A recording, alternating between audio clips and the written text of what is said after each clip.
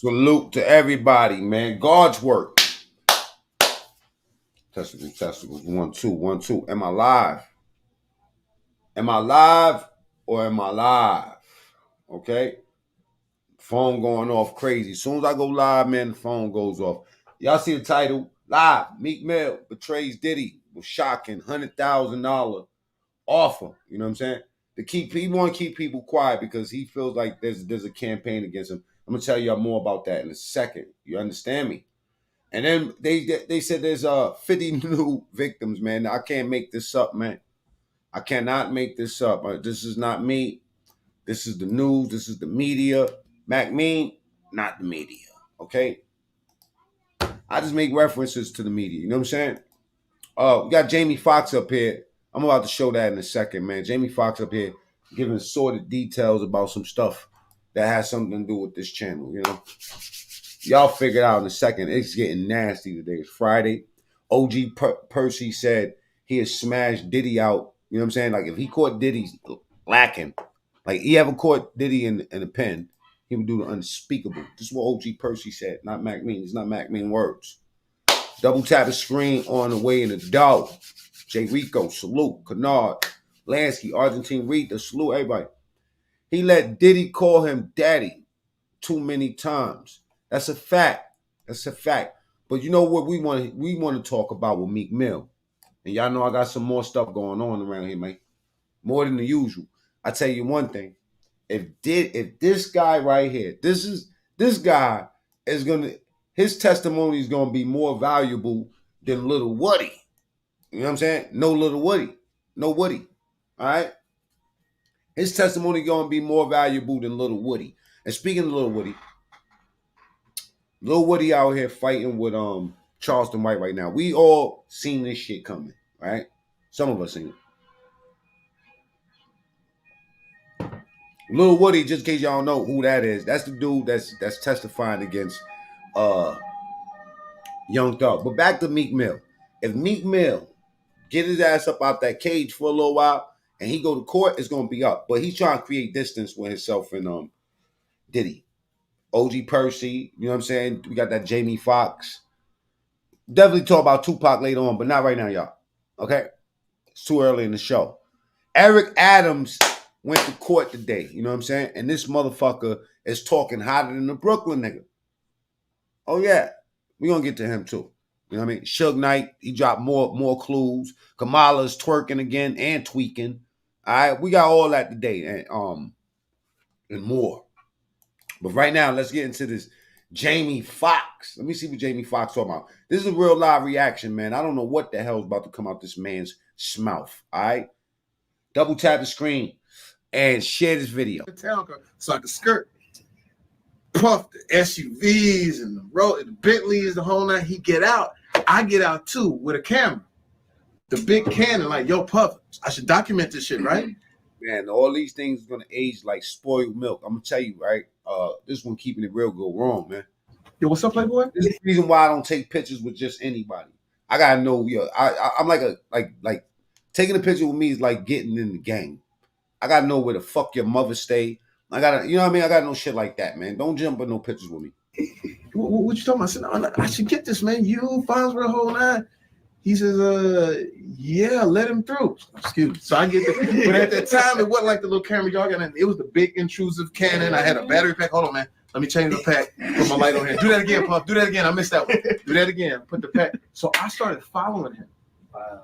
So I followed him. Oh, they ain't got me in the shorts feed. The whole time. I remember watching Puff at the Beverly Hills Hotel. I'm filming this.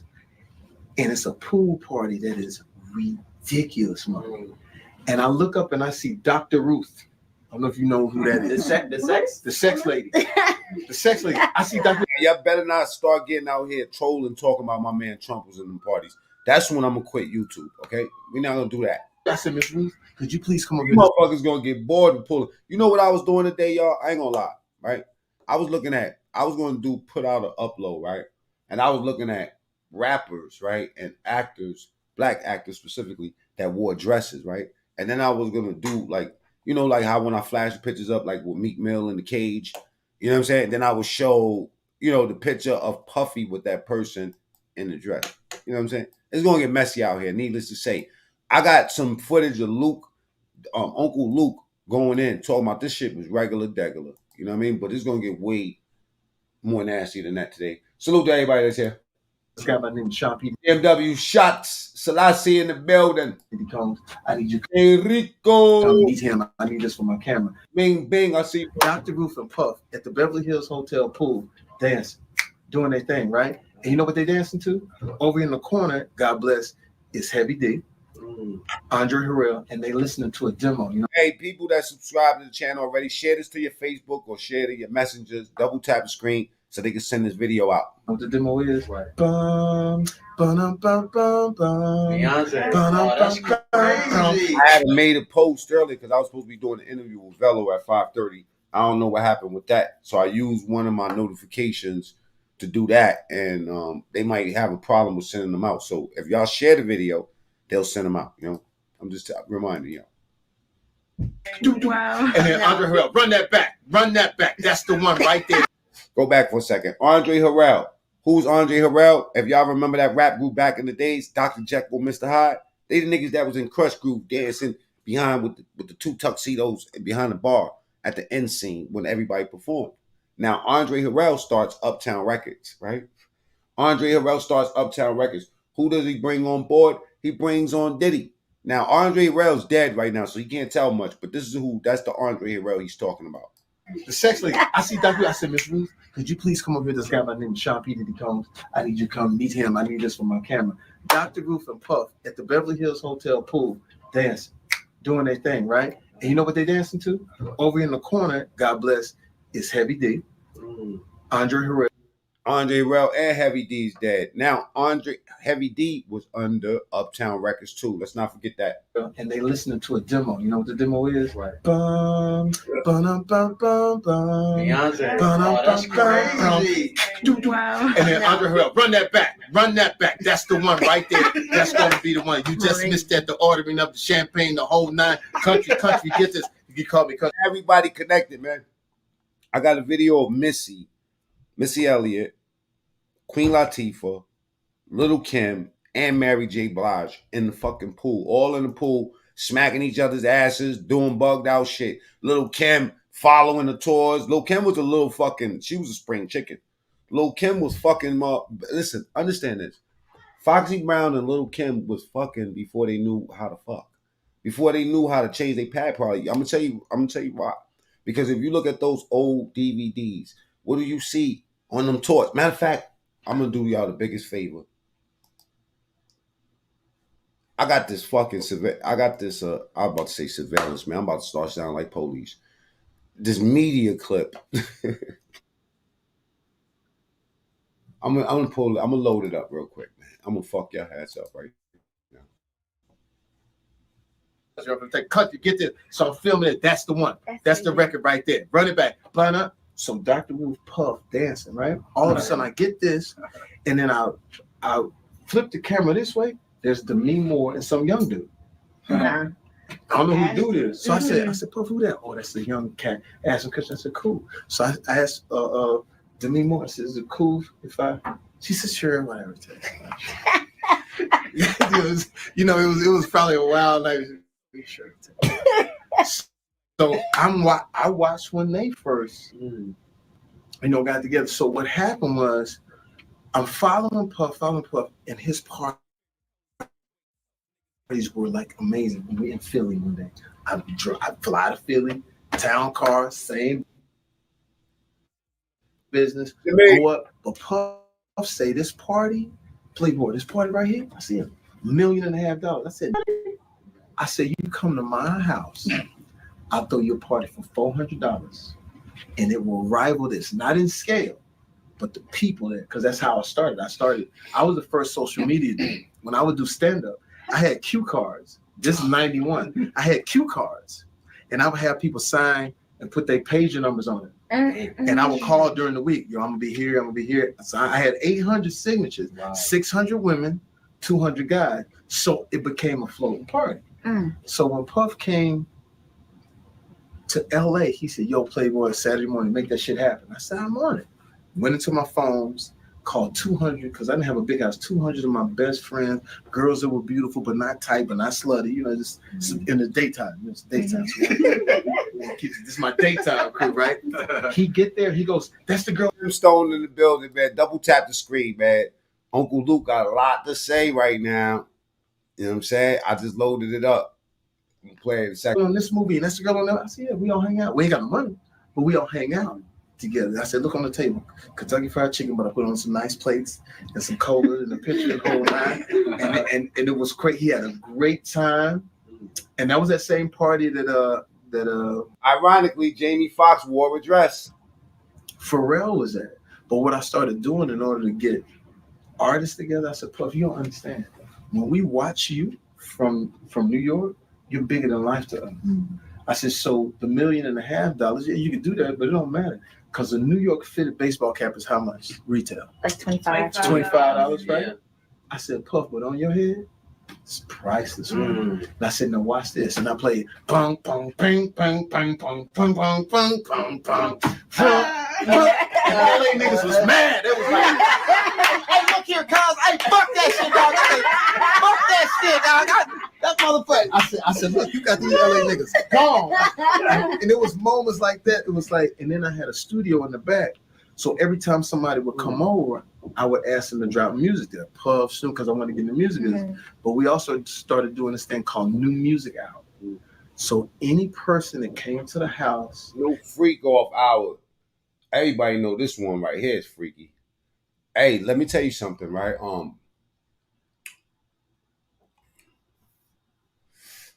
OG Percy. I don't know if y'all know who the fuck that is, man.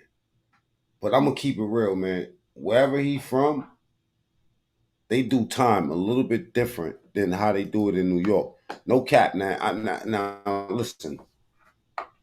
I ain't here to judge nobody, but this shit sounds wild. And it looked like his son was sitting right next to him while he was explaining this shit, but he was dropping some jewels.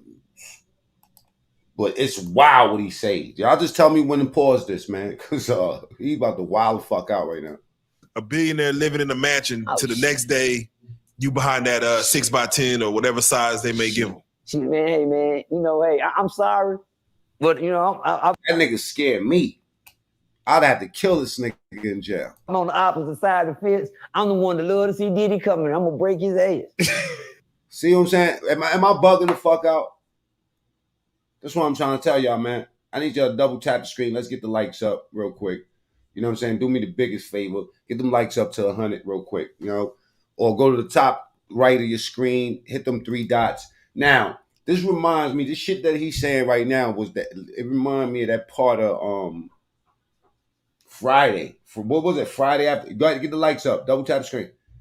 I think it was next Friday where Damon comes home. I mean, what was his name? I think it was Damon. Damon comes home, and then he's dancing the "How Do You Want It? How Do You Feel?" coming up. And then, you know, that level 3 prison shit. Now, this nigga said that he's the one that wants to see Diddy coming in the jail, okay? How does Percy feel he's adjusting to being a billionaire living in a mansion? Get them likes up. To the next day, you behind that 6x10 or whatever size they may give him. Man, hey, man, you know, hey, I'm sorry, but, you know, I'm on the opposite side of the fence. I'm the one that love to see Diddy coming. I'm going to break his ass. Say, look out, Diddy. Oh, that's wild. Look, our Diddy. That is crazy. Hold on for a second, y'all. Give me 1 second. Look, our Diddy is crazy. I need them likes to get to 100 real quick, man, so we can turn this bitch up. All right, share the video. Thank you for everybody pulling up. If you don't know how to hit the like, double tap the screen or go to the top right and hit those 3 dots. All right, Diddy. Shit. Say, look out, Diddy. Somebody know me? Look. Just like him. That's got to be his son. My son would have been like, "Hey, yo, Dad, what the fuck?" One more time. I'm sorry, man. I know I'm being a little obnoxious, but... Yeah, say.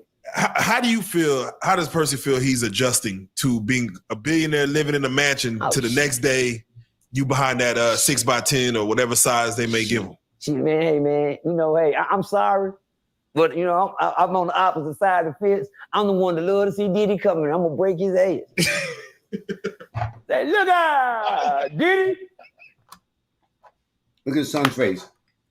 His ass. Say, look out. Look at his son. He's mad. He just balled his fists up as soon as he said that shit. Probably got Glock on him. Diddy. Somebody know me? Look out, Diddy. Oh. Know you down in this cell somewhere. Oh my God, man. That shit just sent shivers through my soul, yo. Hey, what's up? What's up? You know you know what your new number is, don't you? I seen you, Jimmy. I see you over there working your magic, man. You know what I'm saying? I seen, you know, go blow, hey, bro, hey, do God's work, bro. You know what I'm saying? Fuck it. You said some shit like, you know what I mean? I see, you know, I got some receipts on this whore. What new number is, don't you? 112. Boys. Yeah, you know, I say that to say the people that you messed over in life, it'll come back to you. Yeah. Y'all to catch that 112? Yeah, no, we don't caught worry that about motherfucker. it. Oh, yeah, Don't we got worry. it. No, boss. I had to drop some cold ass game though. This new number 112. Take that. Take that. Yeah, take that. They're gonna take everything you got, Diddy. Max Diggity Dog, my fucking brother. You're gonna be sitting in that motherfucker in a toilet paper gown in the romper room with your pads on. Oh no. With the hole in the floor. Can somebody please ask me what the hole in the floor for? What's the hole in the floor? That's what you shit in. Shit on the floor. You don't get a toilet. You gotta go sit on the floor and shit on that floor in that goddamn hole. And then you don't even get to flush it. There's a button outside to say where they mash it. Keep acting like you're gonna kill Word, that's what you get. That's that suicide treatment. yourself. They got somewhere for the killers. It's called Suicide Watch. Do you know what happened to Suicide Watch? Shit, nigga, you think you're gonna go crazy? That Suicide Watch will drive you crazy. That word, that shit is gonna make you go crazy, bro. They're gonna think you're gonna try to hang yourself. They're gonna take your clothes. They're gonna make it mad cold in your cell. You might as well just deal with the goons. You didn't know it? Oh, hey. Let's get them likes past 100, y'all. Double tap that screen, man, so we can turn this bitch up. If you're on that Trump train, type 1. We'll talk about that later. You ever been in a room y'all been to the doctor, right? Yeah. And you say, get out your clothes and put this on. Oh, yeah. Now, we still trying to figure out what video was Pac getting ready for in this picture, y'all. We still trying to figure out if he was this in between scenes of Hit 'Em Up and California Love. Y'all get in the comments, man. Let me know what song he was preparing for when Pop put these zesty ass boxer shorts on. Because I call them, they're not that bad to me. But most people on the channel say that if your pubic hairs is showing, it's a little bit too much. Now, that beats being butt naked in the cell, in a cage like Meek Mill. All right? But we're going to talk about all that later on, I promise you. You got to sit on the coat, your ass be cold on that old iron ass table and shit sitting up there. But you know the little gown you got on. Yeah. Well, that's what they give you. That's what P. Daddy in right now. He ain't one of them Fuckers in that don't know this show that's in the chat right now, they like this. This is how they face look. But look, it get worse. It get worse. And I got some new shit today too. It gets fucking worse. All right? Now, again, I like to remind y'all, man, don't get mad at me. I don't doctor up shit, man. I just give y'all the fucking news. You know what I'm saying? Damn. Oh, ain't no more Sean John. I know. I'm gonna get you. Shit. Nah, we out of the Sean John. Ain't no Sean John in here. No, ain't no, what's the bottle you popping? Ciroc. Oh, that shit. Yeah. Nigga, it's cold water, hot water. Oh, my bad. And just in case y'all didn't catch it yesterday, we do got official, we have surveillance footage of Diddy in his cell right now. You know what I'm saying? Double tap screen. I'm about to show it to y'all. They got a 10-second clip showing Diddy right now. His hair looks different. Everything is different. This nigga is like literally in his cell dancing. But I need y'all to get the likes up to 100 real quick. Come on. Double tap screen. Cash App. Mac Me. All right.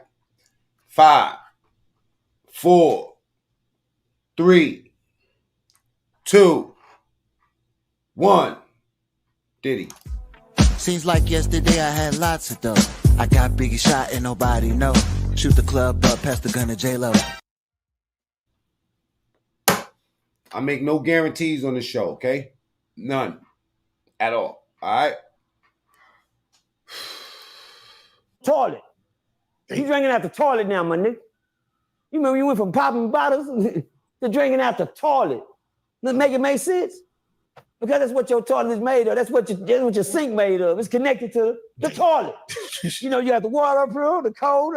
Well, my bad. You just got one button. You just mash it. You got to stick your hand there and wait for it to get warm.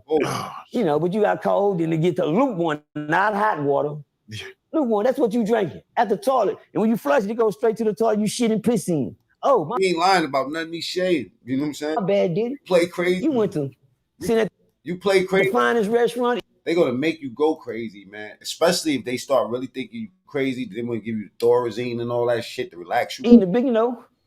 No, shout out to Mr. Bentley. Shout out to Mr. Bentley, my bad. Yeah, for Farnsworth. Yeah. Hello. Yeah. You know the one that had the umbrella. Oh shit, Fonsley Bentworth. I mean Bentley Farnsworth. What was his name? Fonsley Bentworth, right? Now look, this kid Freddie P, he was with Making of the Band, right? This dude that was running around getting cheesecake for Puff, right? Now, according to him, he's a straight hetero. But listen, he got a lot to say about this whole. His name didn't strike me at first until somebody said, "Listen, really listen to what this nigga is saying." How do you feel about that? It was a surprise to me, bro. I ain't even gonna lie to you. Like when you see Puff, it's kind of a surprise. But like I told my brother, man, you know, he was telling me he don't think Puff gonna get locked up. I said, bitch, they got Chapo. You know what I'm saying? Like I was telling you earlier, they got Chapo. They could put Chapo under the ground. They can hide Puff. But it's that part, the realest. It's just long overdue. Like for a while, it made me kind of question, like, damn, you know. It's to the point where it felt like they forced the feds to do their job. He forced the feds to do their job because if they didn't do it, everybody looking at them like, what, do you motherfuckers exist? You know what I'm saying? Like, he done got away with too much, but you got to understand this, right? A lot of stuff Puffy going through, and I don't wish bad on him. Like, before this transpired, I had a lot of hatred toward him, but it was about financial reasons. When it comes to this subject, it's very sensitive to me because it's a lot of victims in here. You know what I'm saying? And at the end of the day, it's still somebody's father. You know what I'm saying? So, but we make our own bed, man. And for a long time, a lot of people, I want him to understand that a lot of people was hurt because you couldn't live your truth. Everything he going through right now is because he couldn't let go. He couldn't let go having a position of power over street niggas and also being who he is. The more who he was, he had to show more aggression. That's like when I suck my thumb. I thought you were about to say something else. I had to pause. You see how fast I paused that? And he on camera saying this shit, so I had to like. I grew up. The reason people might think I'm tough and right is transpired because when I was in it, everything he's saying is deep. It's some jewels. Places sucking my thumb. I knew I had to go extra hard for you to know not to play with me. You get what I'm saying? Like it made me turn into somebody else because you might take a perception of me sucking my thumb. You might think I'm soft. You might think I'm gay. Anything. You know what I'm saying? So you go to jail sucking your thumb. It's over, my boy. It's kind of like with him. If people know his secrets, because believe one thing about it, you know, and that's with all these rappers. Let's just settle this right now, right? Before I finish letting you hear about the zesty shit that Diddy was on, right? By show of hands, is this like for real? If this is Meek Mill, is this really Meek Mill? Because I don't know. I'm just saying allegedly. This is the picture that's floating around on the internet, right? I didn't doctor this. Is this Meek Mill? Super spam the chat with ones if it is. If it's not, super spam the chat with number twos. Double tap the screen on the way in the door. If you got here from Vertical Live, let me know. Is this Meek Mill? Ones for yes, twos for no. Spam the chat. Don't ask me what the fuck is that. Okay? Ones or twos. Ones, yes. This is Meek Mill. Okay? And I'm going to show you something. I'm going to go through this shit again. My man Monster Mo's in the building. Understand this, man.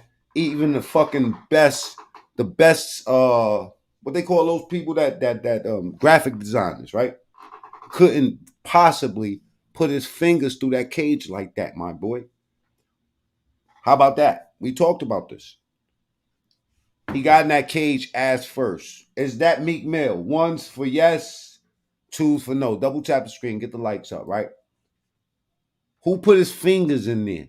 Who pressed his nose against that cage so lovingly? Huh? You tell me that. And while you at it, right? Tell me this. Who gave him that do-rag? Is there another cage back there? Yo, am I bugging or is that another cage back there? Who the fuck is that other cage for? Yeah.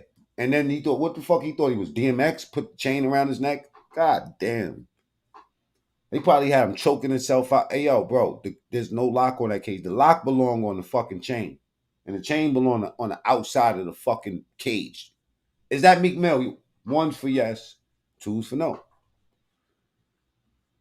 Come on. Don't be shy. Double tap the screen. Now. Yeah, go ahead and double tap the screen. Like, y'all really like that shit? Is this Tupac? Is this Tupac? At a Digital Underground video, because I'm telling you, he definitely wasn't going to hit him up for this. I was playing earlier. Is this Tupac? 1 for yes. We know this is Lil Zesty Vert. Shout out to Wax Dog. But is that Tupac? Because these motherfuckers going to tell me that, like, I put a real Tupac head on. If that was, whose body is this? The person who body this is just as guilty and fucked up. Or just different, right? And if this ain't Meek Mill, who body is this? Because that's a real fucking body in the cage. I don't give a fuck how you paint that picture. 1s. All them fucking 1s. Just disgusting. I don't even want to look at it. I don't even want to look at it. Let me just finish playing Freddie P from Making of the Cheesecake. Somebody know your secrets. You might be you and Puffy getting, because Puffy, I can imagine he approached these guys who going through financial situations, these rappers who get themselves start making a lot of money, then when things don't be Why Janice? Lansky, they get mad at me. They get mad at me. They don't get mad at you. Listen, let me tell you something. Wherever these fucking pictures come from, they come from somewhere, right? Now we know for a fact this is not like a made up thing, and then this is a physical cage with a physical person in this motherfucker, right? Let's just say it's not Meek Mill. Right? Let's get Meek Mill out the conversation real quick. And I want to present this one fact to y'all, right? Whoever this is, gotten that shit ass first. Whoever this is. Out of bounds, brother. Out of bounds, brother. Filene's closet. This man is all up in Filene's closet. I'm going to get some new pictures for y'all, man. Filene's closet, man. And I bet he got a bottle of that fucking baby oil right in that little purse, whatever the fuck they call that, spurse. This thing in his hand. That shit you should have left it in the store, bro. I bet he got a turquoise Glock. I'm telling you, man. Anybody that paint, that's the first step. They paint your hair blonde, I heard. Yeah, you want to get in the club? You got to paint your hair blonde, hot pink, you know what I'm saying? Turquoise or some shit, you feel me? Nigga, I bet you if this picture was the real color, I bet Pac had some blonde hair under that army fatigue hat. You know what I'm saying? Like he about to go to war. These niggas was at war with themselves. I'm starting to really believe that you can't get in unless you got blonde hair. Shout out to Drewski. Would you paint your hair blonde and jump in the cage for a fucking record deal? This is what I'm asking you.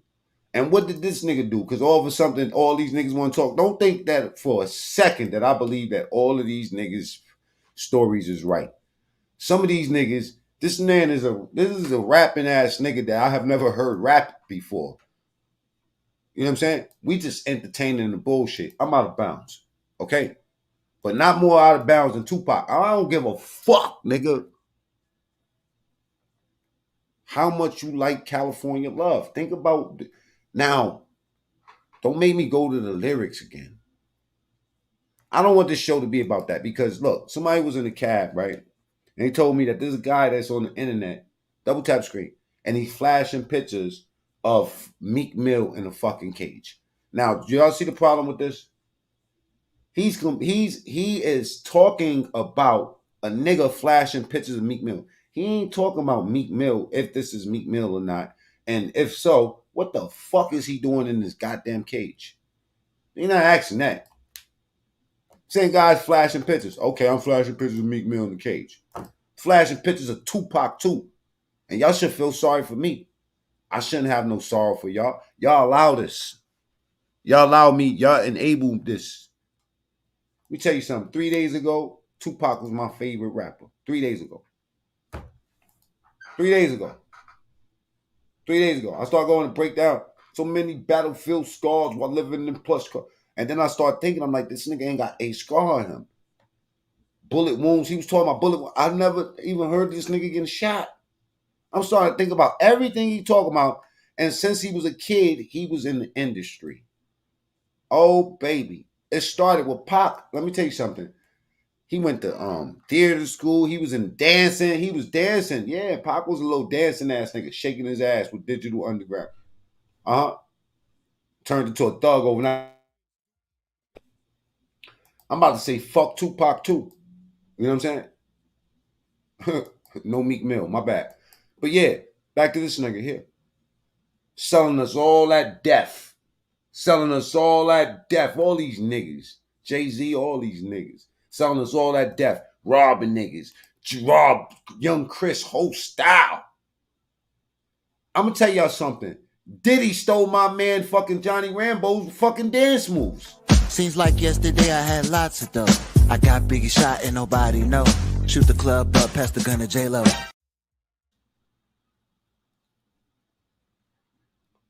Man, they robbed Pac's legacy. Afeni Shakur had to go through so much to get that motherfucking money. They robbed the fuck out of Biggie. They robbed Biggie. These niggas don't got no love for nobody. Fuck these niggas. Yeah, fuck all these motherfuckers. All right?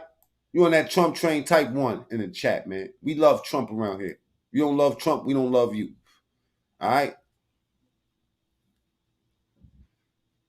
Next thing y'all know, y'all gonna be talking about this is not his real footage in the jail cell right now.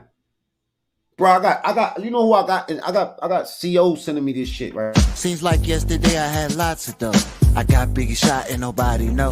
Shoot the club up, pass the gun to J-Lo. Be making this shit up.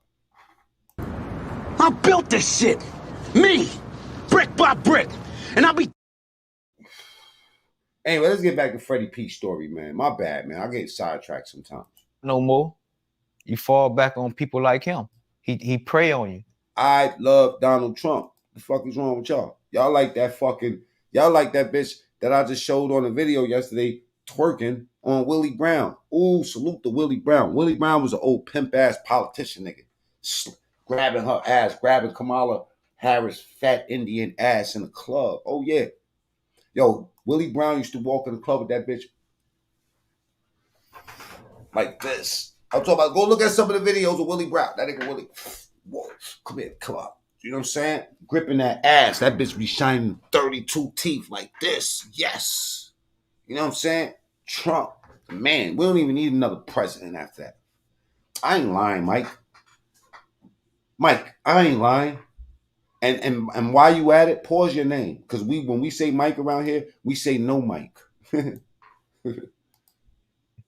And what he do is he offer you things. Willie Brown was pimping the fuck out of her. Oh, baby, he was an old pimp nigga. Things to keep up a lifestyle.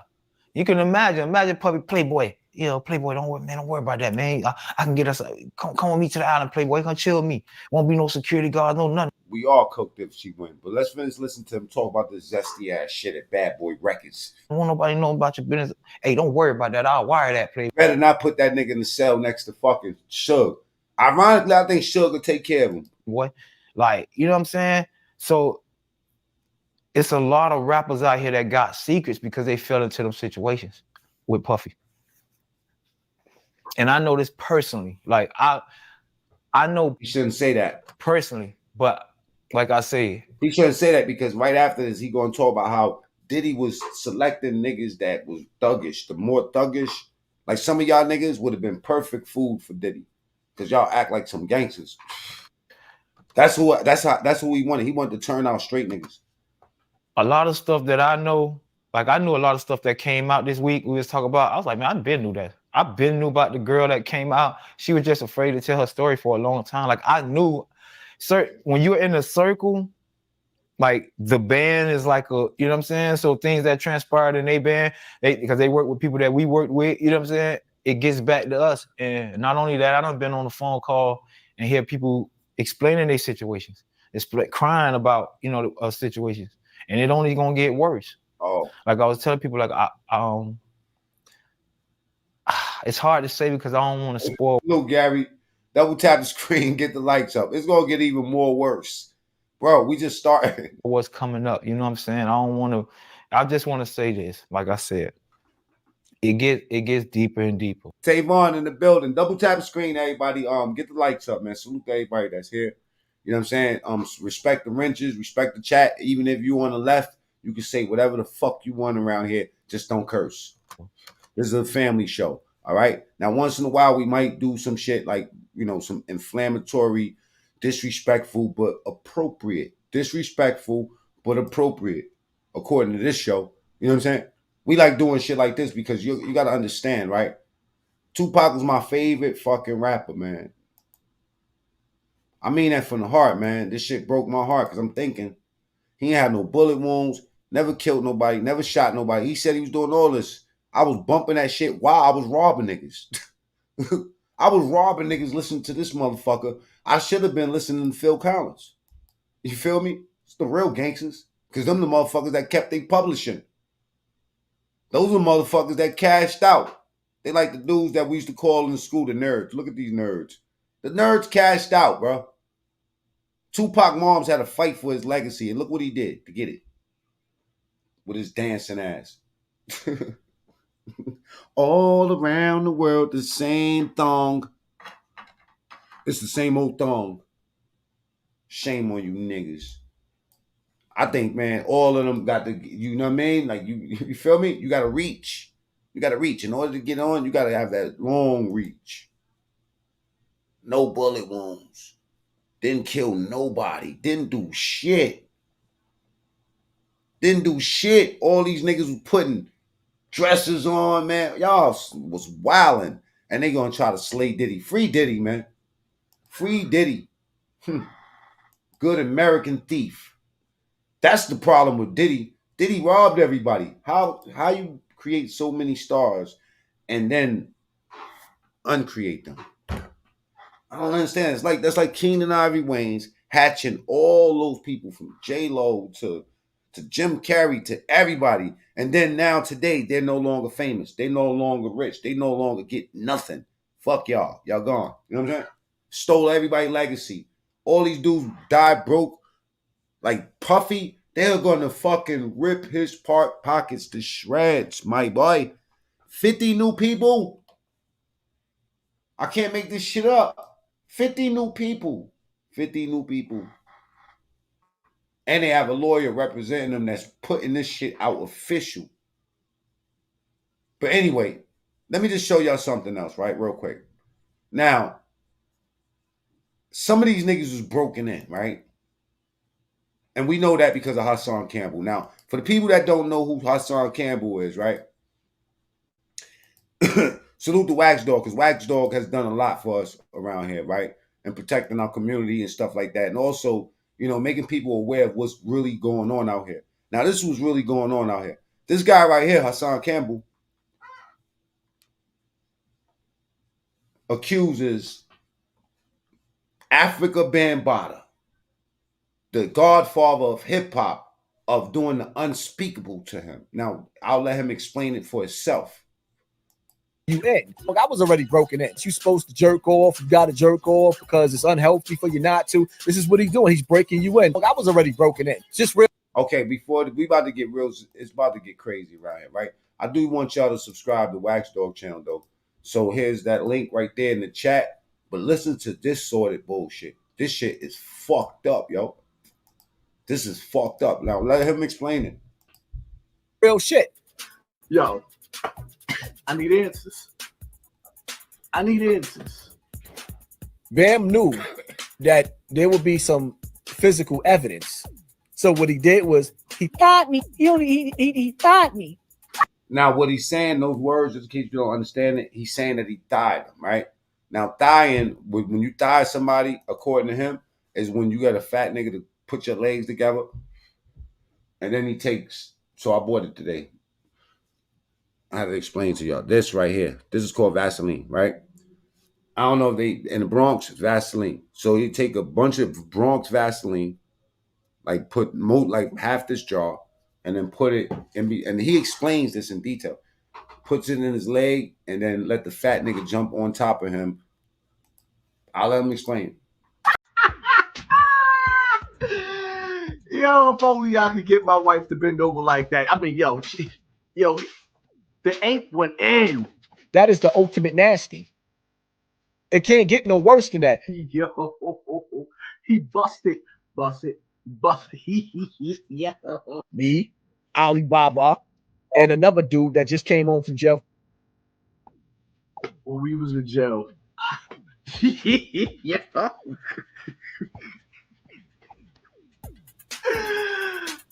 Yo, hold up.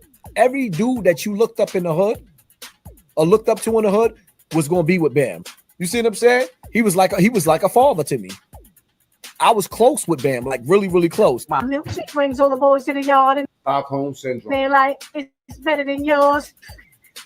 Jerry was like, all right, we just finished talking about Bam. Bam tried something with everybody in this room. What did he do to you? Well, he basically rubbed His penis in between your thighs and not going into your anal cavity because I can't explain it. Need him drop it like it's Oh God! And then what happened was, all right. So after that, this is what happened, right? Now I know I'm getting sidetracked here. You know what I'm saying? So, but trust me, thank me later. This happens. Now everybody's familiar with my channel. No, this is classic material around here. Okay, but I'm gonna take y'all from the back. No Bambaataa. Listen to this shit. This is him now, right? So Africa Bambaataa, the godfather of hip hop, screwed with him when he was a little spring chicken, and then he turned into a killer, and now this is what he does. Don't touch my fucking lower back. I am not your bitch. Do not touch my walk across the fucking street, man. Walk across the street, man. He would have been perfect for a record deal. He'd have been perfect for a record deal. And you will. And I don't need to, but I'll get there anyway. Why the fuck is you talking to me like this? You came to the city. I did. I didn't trust you. I know that. And I showed you love. I know that. Then why the fuck is you talking to me like this? Because I can. Because you could talk to me like this, right? Let me tap the screen. This is my favorite part of doing YouTube, bro. Once I get to this video, you know what I'm saying? This is my favorite part of doing YouTube. I ain't gonna lie. You know what I'm saying? And this is me. I mean, Tupac. This is Tupac, y'all.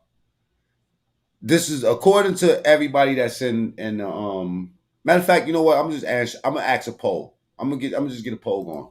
Because you could talk to me this. Because I can. You think that you could talk to me like this? Because I can. I don't trust nobody. And as you should. And you in my fucking city. However. And you talking to me like this. Look. He got his arms on his shoulder, Monster Mode. He said, however. I don't trust nobody. And as you should. And you in my fucking city. However. And you talking to me like this. Look. It's the only reason why I'm not fucking destroying you right now. Right. I brought you out. I don't know you. Yo. Whoa. Your aura is gay. Your nails, get your fucking nails off of me. Wait a minute. Get your fucking nails off of me. But I can. Get your fucking, no, you cannot. Don't fucking touch me like that. Because I can. I'm telling y'all, hip hop is fucked up, y'all, man. Double tap the stream. Let's get them likes past 300 real quick. All right. Subscribe to the channel too. It's about to get funky around here. You talking to me crazy. I showed you love. I showed you love. I know that. And you touching me. I showed this nigga love. I showed him love. I don't even know him. I showed the YouTuber love. I don't know him. He pushing me. Push me again. Because I can. Push me again. Because I can. Now do what you do. Nah, I'm not gonna do nothing. No, do what you do. I'm gonna accept this. Fuck out of here. And I know I can kill this nigga right now. I'm in my hood, in my town. Why you touching me like this? Because I can. Because you could? And do what you do. Because you could. Do what you do. Because you could. Do what you do. I left my fucking wife and my children. Don't touch me again. Do not touch me. Do not touch me. This is the setup. I'm a Bronx River nigga. Whoa. This is why yo. You came from all the way out of town. I don't know what your dilemma is. He moving closer so he can hear him. This shit classic. I just want you to go home. I want this nigga to go home. This is Derek Williams, the nigga that support me. What the fuck is wrong with you, Derek? What's wrong with you, Derek? Are you government? What's wrong with you, Derek? What the fuck is wrong with you? He's gonna have to do better. He's gonna have to do better. Get your fucking hand off of me.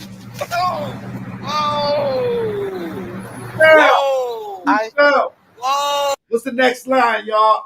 Get in the comments. What's the next line, y'all? Huh? What's the next line, y'all? Whoa.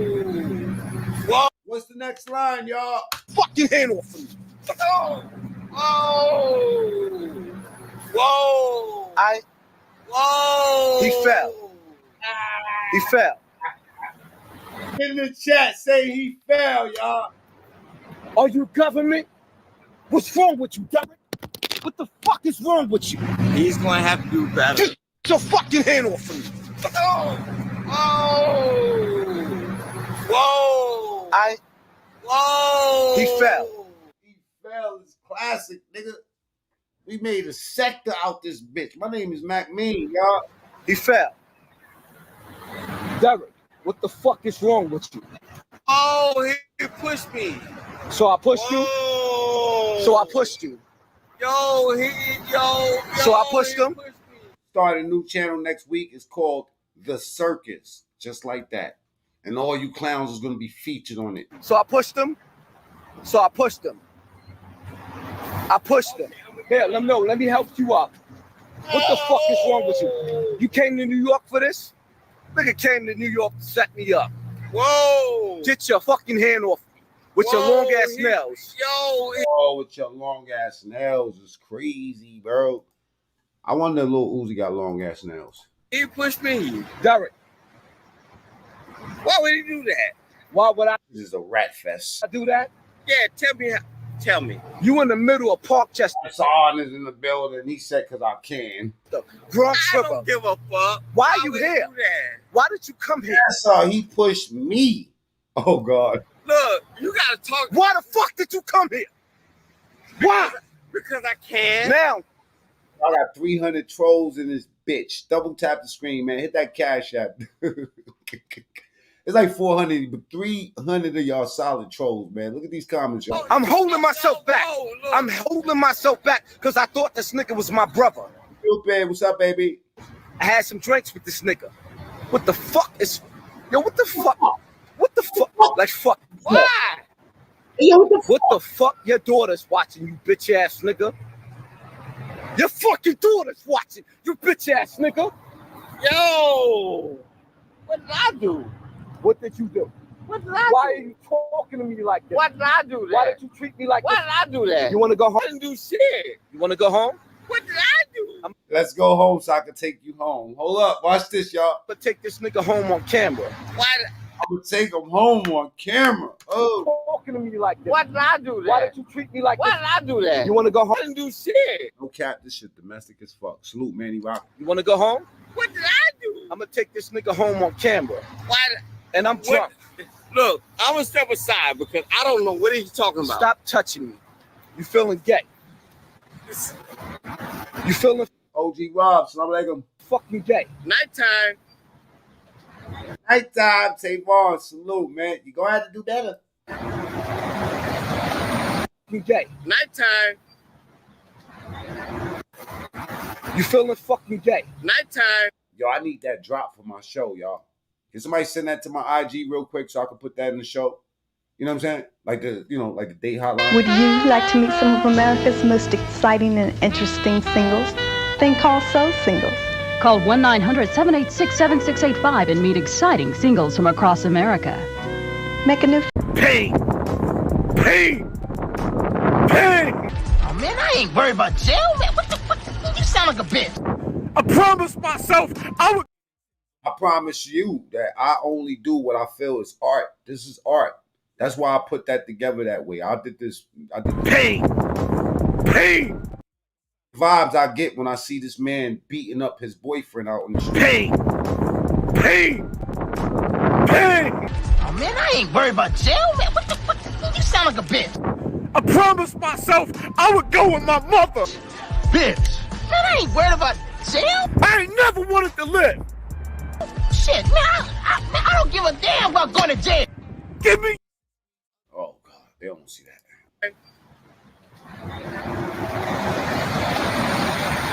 What did I do? What did you do? We live Hey, now, so what now did I do? So now you acting right. So now you acting right. Now you acting right? Whoa. You feeling gay? What did I do? We're going back to Philadelphia. What did I do?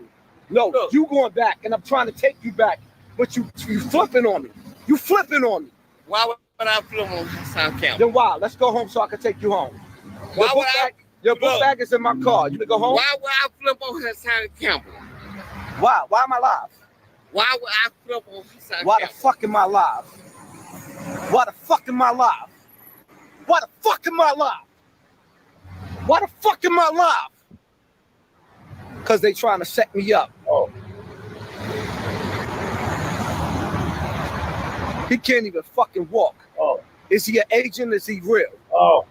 I don't want to send him home like that. He live in PA. What the fuck is wrong with these niggas, man? I'm a warrior. I'm a wolf. What the fuck is wrong? Let's go get your book bag out my fucking car. Let's walk. I'm gonna walk you like a little bitch. Let's walk. And don't fucking touch my shoulder no more, because I'm not your fucking girl. You fucking gay ass nigga. Walk your fucking... Walk. Walk. The fucking setup. It's always setting a me up. setup. Yeah, it's a fucking setup, nigga. You ain't acting like my fucking brother. You acting like you're fucking gay. Wait, Get the fuck out of the street. Get out of the street. Get the fuck out of the street before I knock you.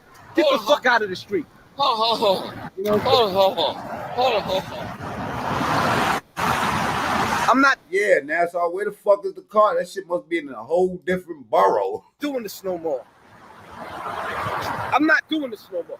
Get your ass out of the fucking street. Hey, what's going on? Hey, what's going on? The fuck It is wasn't this shit I'm me. dealing with? Hey, it wasn't me. It wasn't me.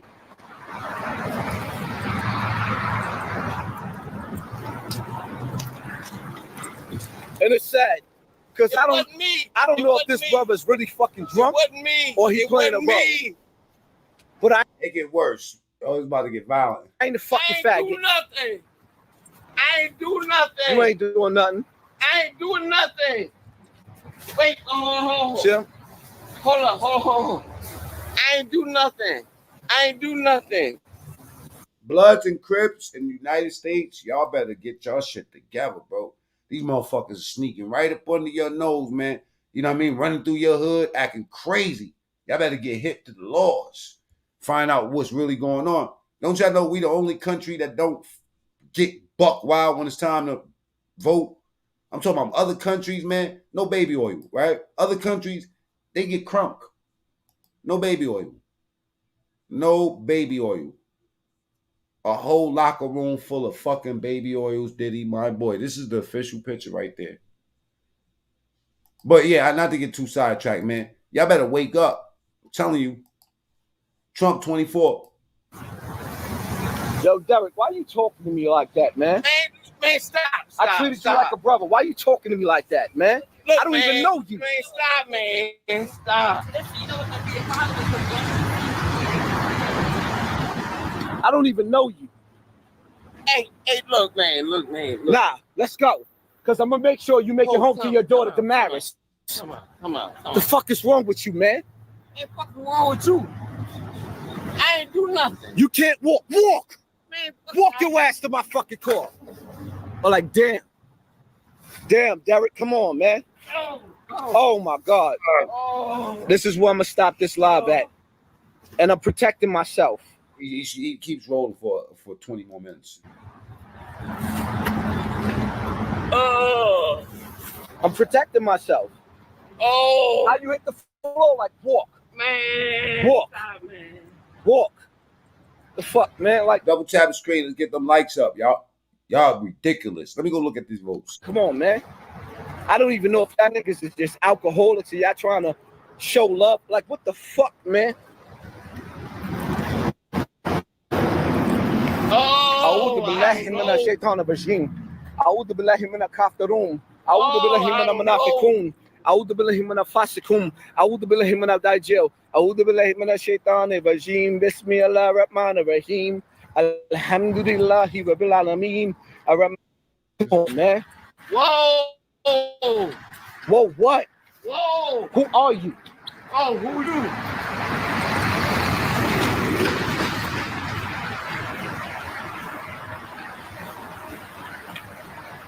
Whoa!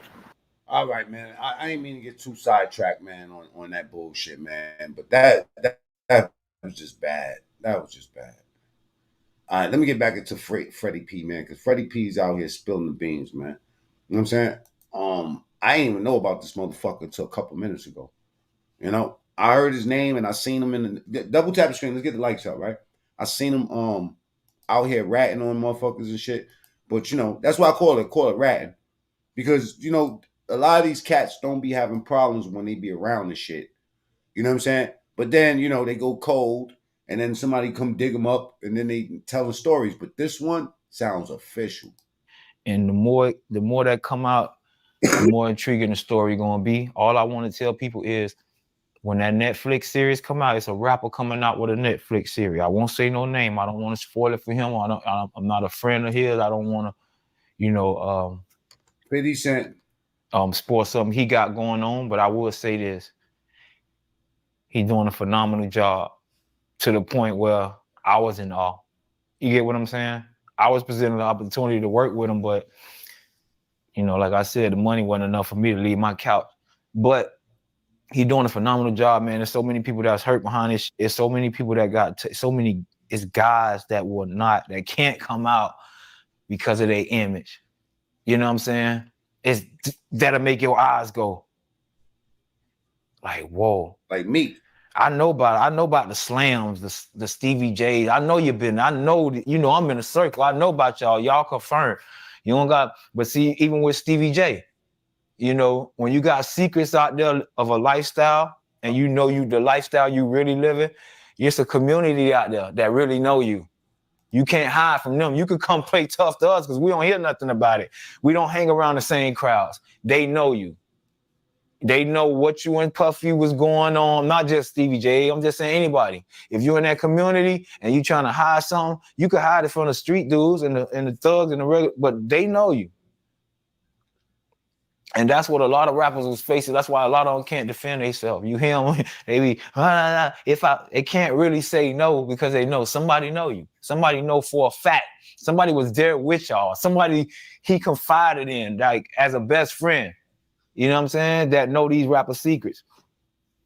You can imagine being propositioned by Puffy like that, though, right? Like, congratulations, you found Perscolas. Now, we ain't talking about lifestyles. We talking about once they start beating bitches over the head with vases and having freak off parties and not letting them go home. Like, bitch, she agreed to come. She didn't agree to not go back home for 3 days. Up. And he could fly you to a private island and get rid of the security and give you why are you $1 million or 20 or make sure that you get this endorsement deal. That's how easy it is for him to gain leverage over people. Come on, man, you got 1,000 bottles waiting. Thought what 10,000, 5,000, something like that. My boy, that's a lot of back busting. You hear me? That's too much. I was like, wait, what? It's like you ran a chain of operation. You got an operation of just back busting. Like, what are y'all like? It's not, bro. You 50. Can you even get up that much, bro? Like, you that turned on? Like, bro, slap your ass or let me get your number or come to my hotel room. That's not normal. I ain't never. Man, there's a lot going on, man. That man talking a lot. You know, and this is what happens, man. Some people say that is disgruntled, man. Because whenever y'all ever bought a Freddie P.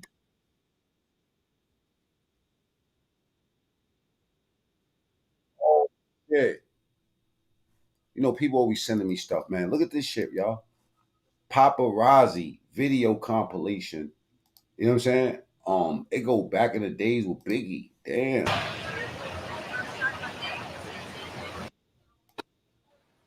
That's ill. Biggie had more zesty lyrics than everybody.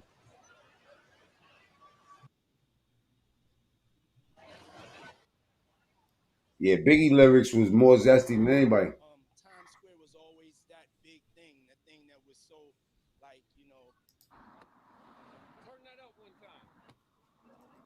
Nah, I gotta show you this party, man. I gotta show you this party, man. Fuck this.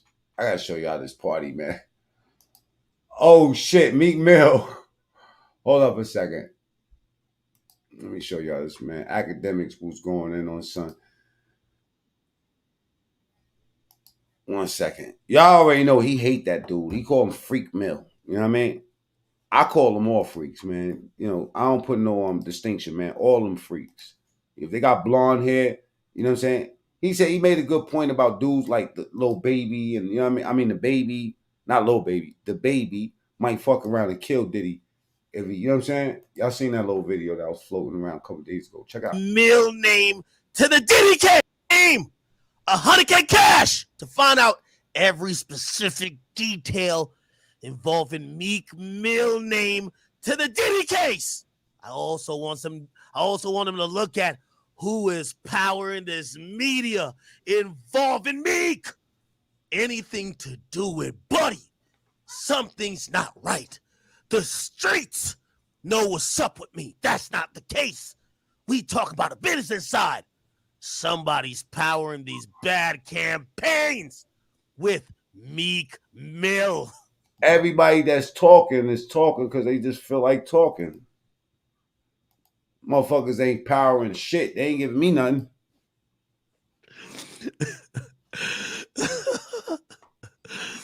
Again, I got 100K for a thorough investment. See, they do shit like this and then want to fucking call it smear.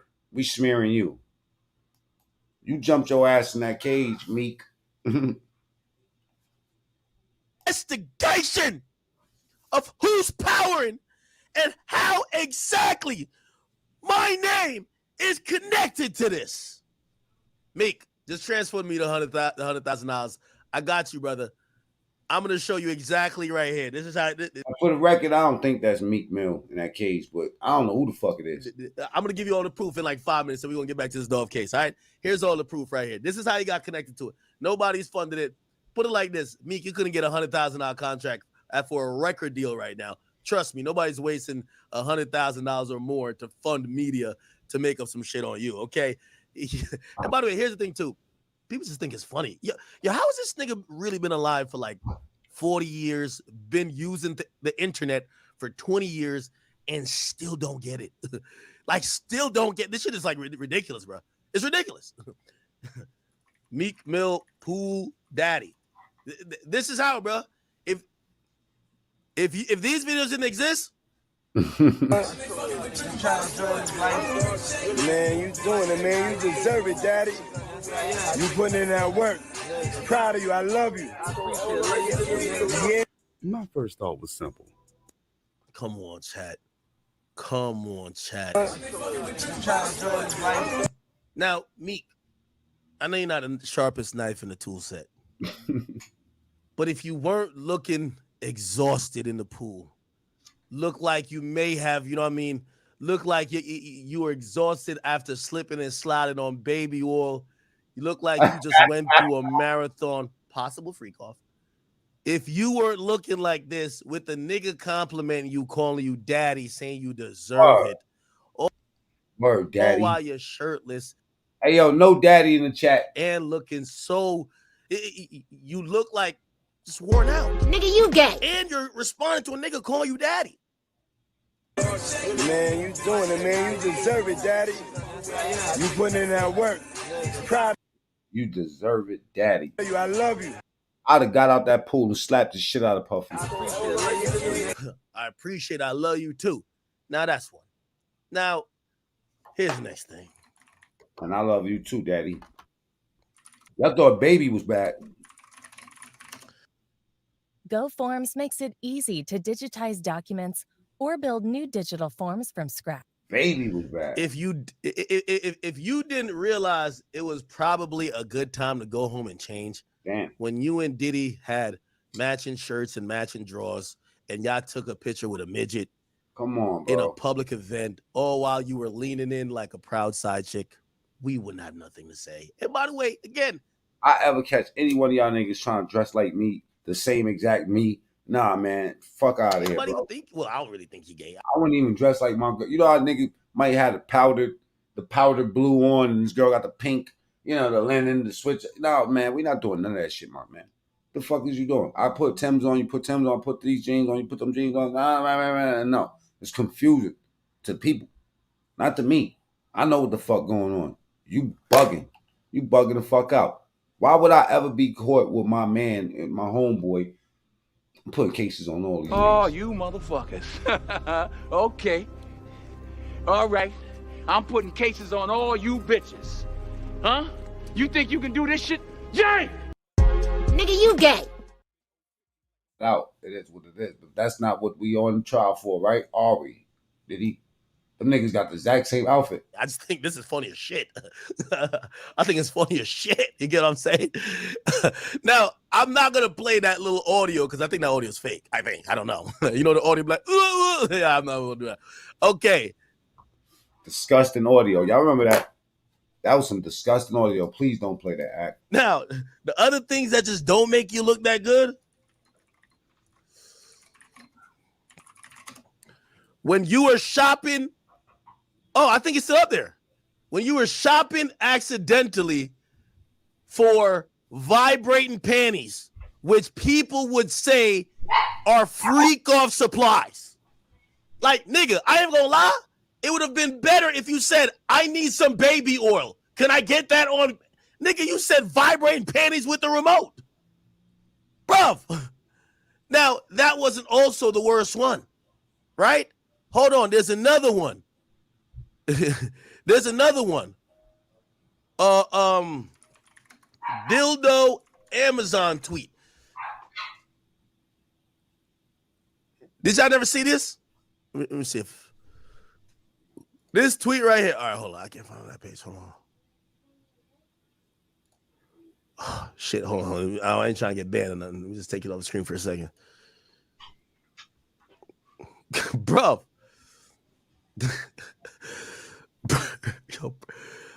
But if I show a dildo, is that TOS? Yo, is that TOS? Right after he posted that? Bruv, like, hold on. Let me see if I can find this next one. Meek Mill. How do you unlink your...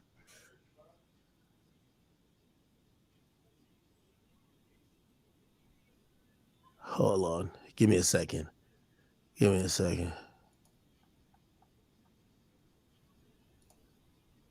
Anyway, I don't know if all right, nigga. Fuck. Bro, wait, hold on. I just gotta make sure. All right, fuck it. I just purchased a 10-inch super long realistic dildo for women, waterproof, ultra silicone, able to... Okay, man, this is getting just muddy. This is just getting really dark right now, right? Now, 50 Cent goes in. I wanted to hear this because I didn't get a chance to hear it. I just got it, but I ain't get a chance to look through it or whatever. But I'm pretty sure You know, when people send me shit, it's for a reason. You know what I'm saying? And they never miss. All right, let me go. These 2 minute and 20. Double tap the screen. Let's get the likes up. Let's get the likes up to 400, man. Salute to everybody that hit the like button. You're on that Trump train. Type the number 1. We like that. You know what I'm saying? You never know where we gonna go, man. We never know. Definitely not gonna be flashing pictures of Pac all night, but we will. You know what I'm saying? You wanna know why? Because the first thing they come in like, what the fuck? And I say, just screenshot it or go look at Pac in bikini. You know what I mean? You'll find shit all over the internet, man. All right, let me see what 50 talking about. You didn't factor in that you would have to give up 58% of whatever you earn after the fact.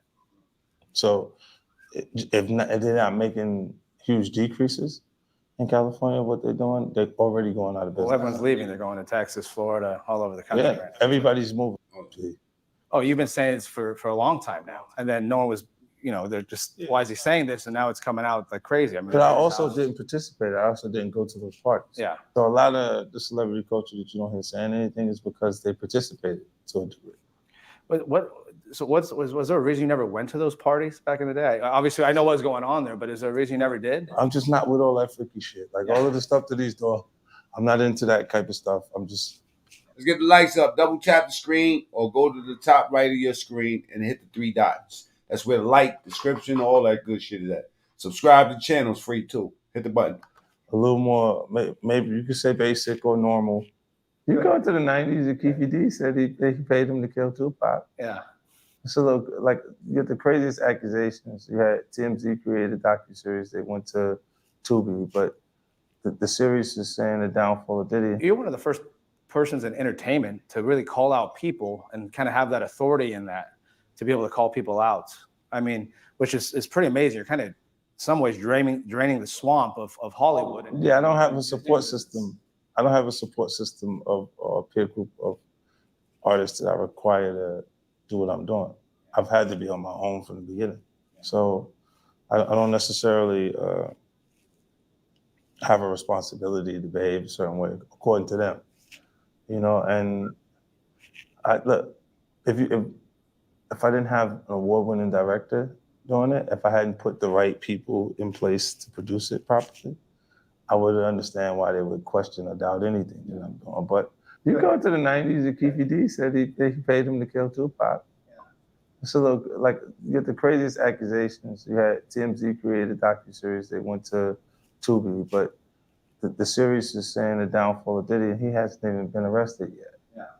So where is the downfall? You mean the downfall of his credibility? Because nothing else fell yet. Yeah, we think stuff will fall possibly.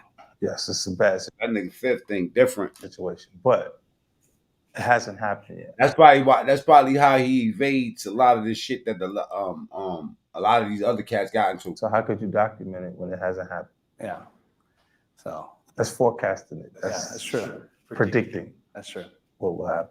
So moving on also. So tell us a little about what's been going on with Sire Spears. I've seen tremendous change. I've known you for many years now, and just it's grown tremendously. I know you guys are in multiple stadiums. Tell me how much stadiums you guys are in. I know you guys are going to Costco now as well too. I got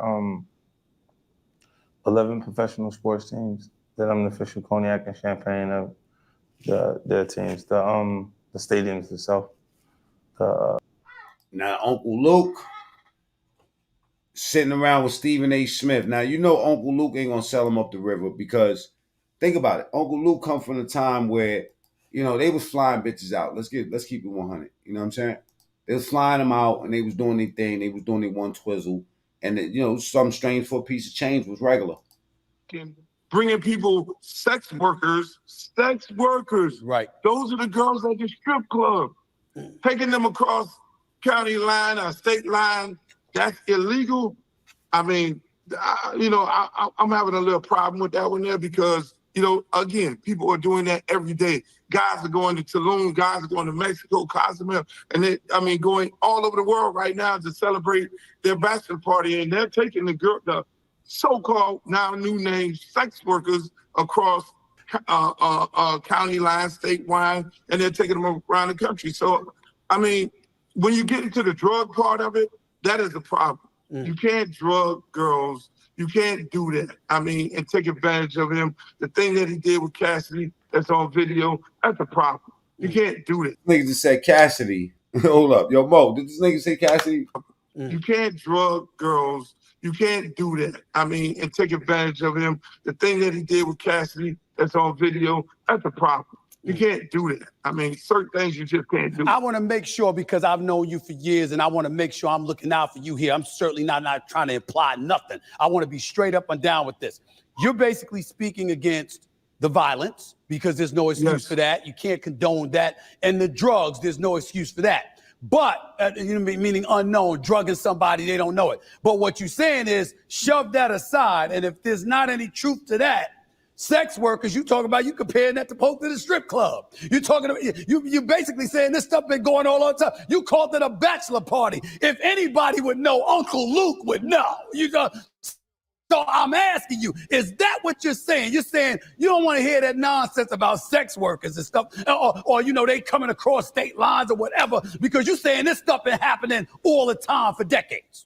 Bro, this been happening for 100 years. I mean, let's face it. But at the end of the day, man, I don't believe in, drugging. Yeah, we hear you, Luke. Yeah, we hear you, Luke. This nigga say he said he would have fucked Puffy if he would have caught this nigga in jail. You don't want to stood over his head and looked out for him all the time and be treated like what nothing. Yeah. Oh, that shit over. That shit over. That umbrella fall. You ain't say, man, that's over. Saying that to say, man, when you got it good, treat it good, y'all. For those that, because again, a lot of our fans have never put on a prison jumpsuit. Yes, sir. If Diddy isn't, if he's cloth in that prison jumpsuit, let's say it gets cold, hot, how much protection does that outfit give you? It give you enough to go in that corner. Oh shit. P, you okay with me? You trying to cover up. You trying to cover up. Hop out, bro. Go hop out. This man about to put on the show right now. I mean, try to cover up. That's all you got. Shit, try to stay warm up. Man, let me tell you something about themselves. Themselves, they made the break. And you want to know something? Listen, a lot of people don't feel sorrow. You got to think about it, right? It's because when these niggas be on, you know what I'm saying? Like, it's the shit that they do when they on. Motherfuckers got long-term memory. They got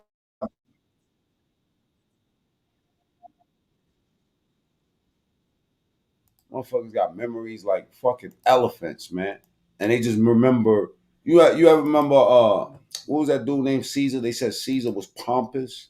You know what I mean? You know what pompous is? Pompous is, it doesn't mean that you're a fucking cheerleader. All right? Well, it could mean that, right? But it's not, in dictionary. You go look at pompous, it's going to talk about somebody that stands heavy on pride. You know what I mean? Somebody that's boisterous. Somebody that's like, like I'm better than you. Pompous. Entitled. This is why nobody feels sorrow. We know sometimes those relationships get ugly, and sometimes it doesn't come out into the forefront the way this arrogant, Miggity. One has come out. Welcome to Ms. Mojo. And today, Cash App, you know what I'm saying? Put it in my pocket like Diddy. All right. Double tap the screen, get the likes up. But it's this type of shit right here that's gonna tell y'all why people just ain't fucking with something. Of using his money and influence to, quote, try to crush her in New York. Almost 2 decades after their beef started, Williams welcomed Diddy onto her talk show, seemingly on good terms. I know I pissed a lot of people off, including you. Mm-hmm. But this is a full circle moment, everybody. Get into adult conversations. Yeah. I heard Melvin got killed because he was a rat, Jacksonville. Circle. Yeah. While Diddy presents himself as someone who's matured into a role model, say he was working with the boys and all type of shit. Several moments are now traced with irony. Williams inquires about Diddy's lifestyle and the people he surrounds himself with, asking if they, quote, violate him.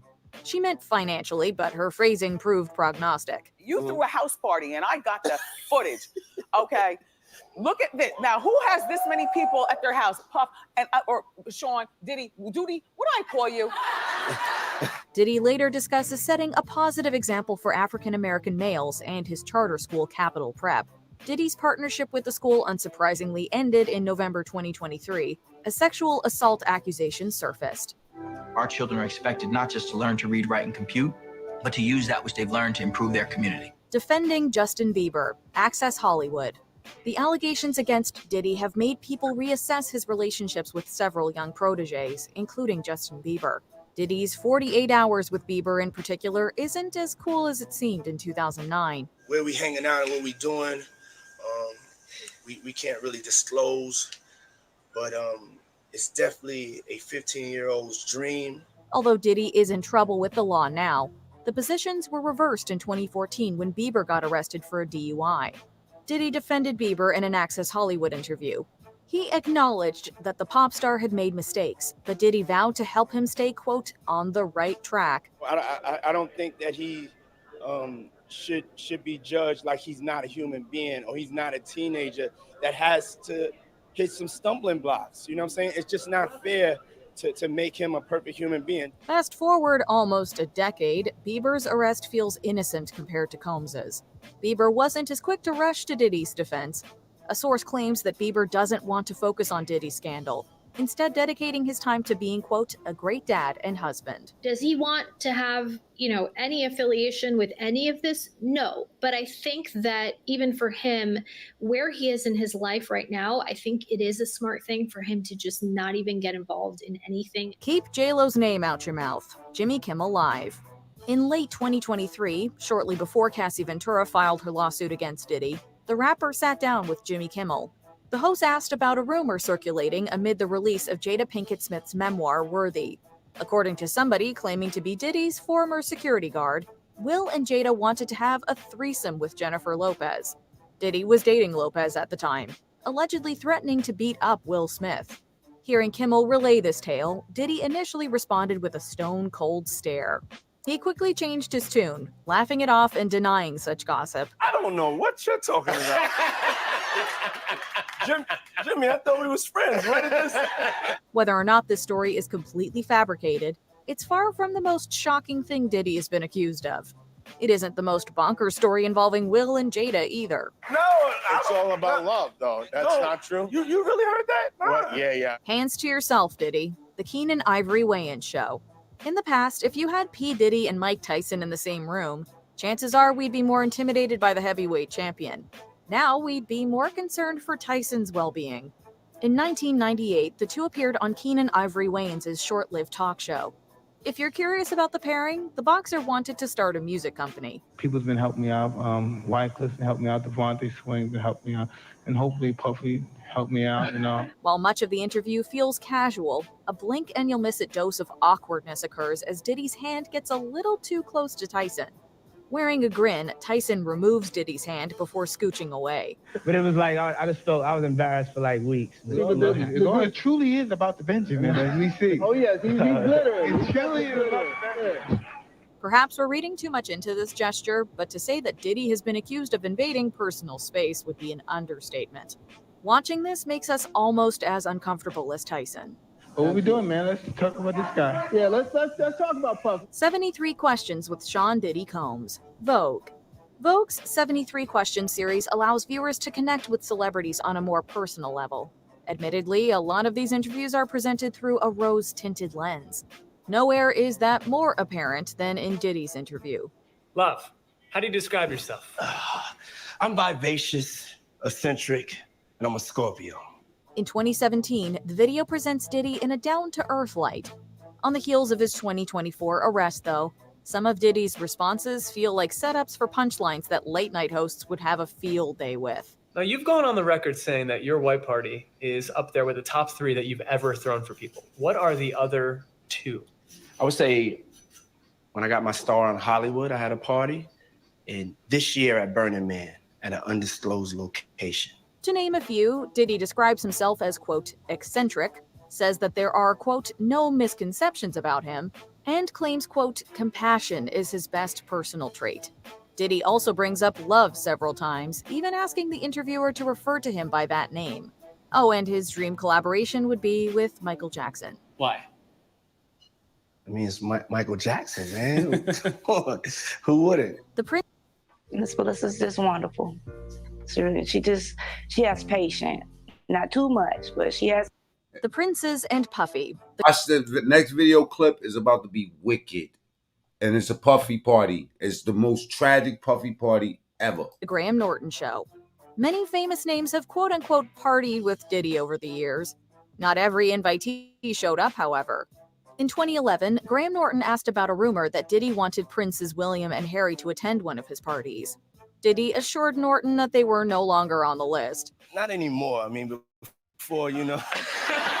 Don't ruin our royal wedding for us. Trust me, they're off the list. This was seemingly because William was about to marry Catherine Middleton. But Diddy... I'm speaking in Warren, Michigan right now. We'll talk about that at the end of the show. But back to this Diddy party. To die for. Why? His clumsy word choice turned this clip into certified cringe. Diddy claimed that he wanted to party with the Princes when they were, quote, young bucks growing up. Double tap the screen. Let's get the likes up, man. This is the show where he cried at, right? Double tap the screen, get the likes up. Or go to the top right and hit the 3 dots. That's where you'll find the like button at. I can just go over for some tea or something and we could kick it. Since the Princes had something of a reputation for getting into trouble, Diddy thought they'd, quote, want to hang out.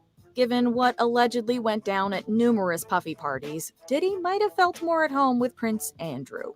Going to Jeffries was not about partying.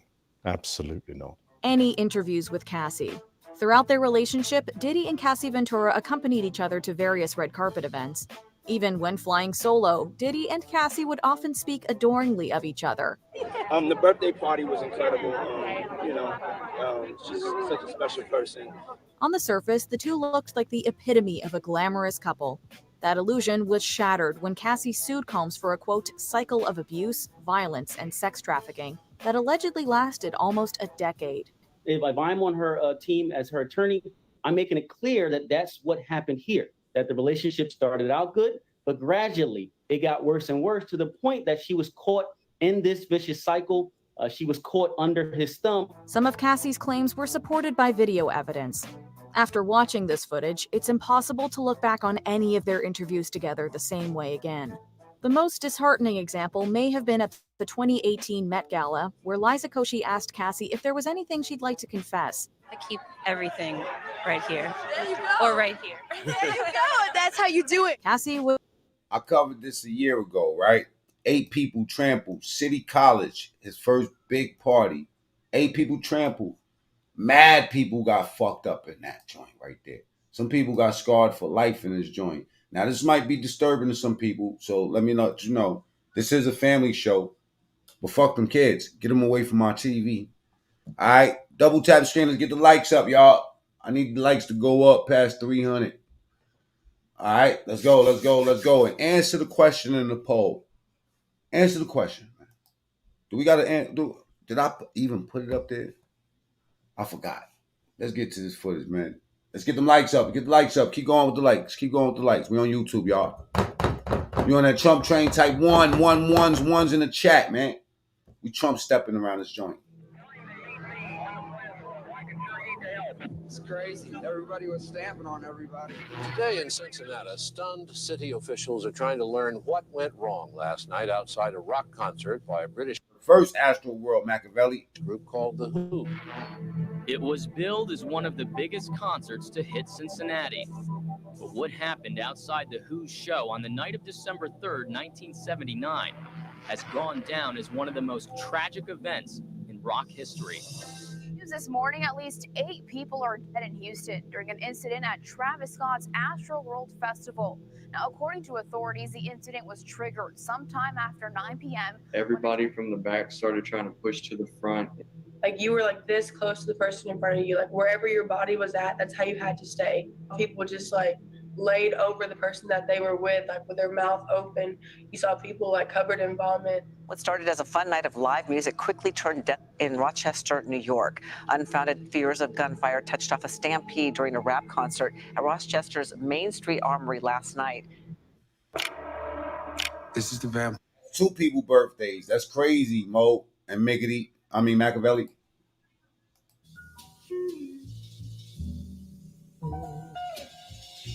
All across the country, people roll out in droves to support hopes of building a bright future.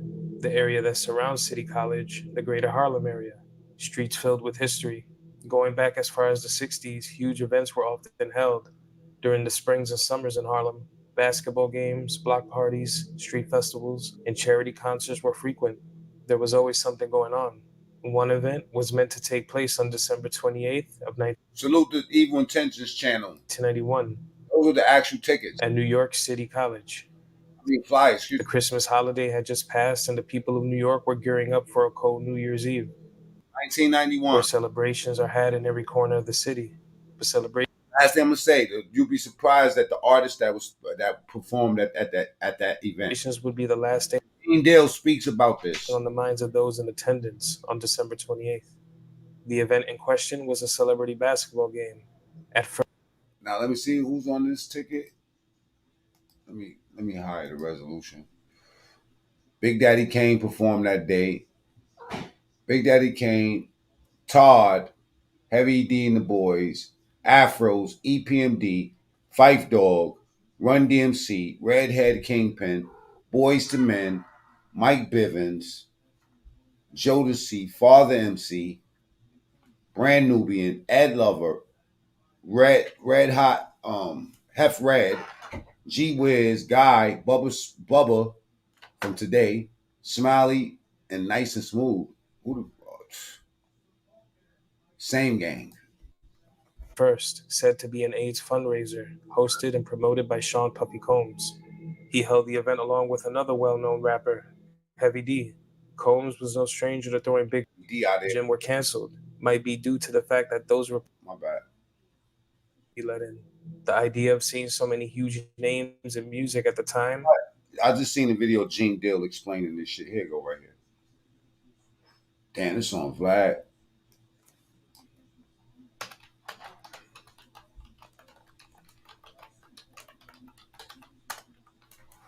Yeah, man. 8 people trampled in that shit. And my boy went scot-free on that.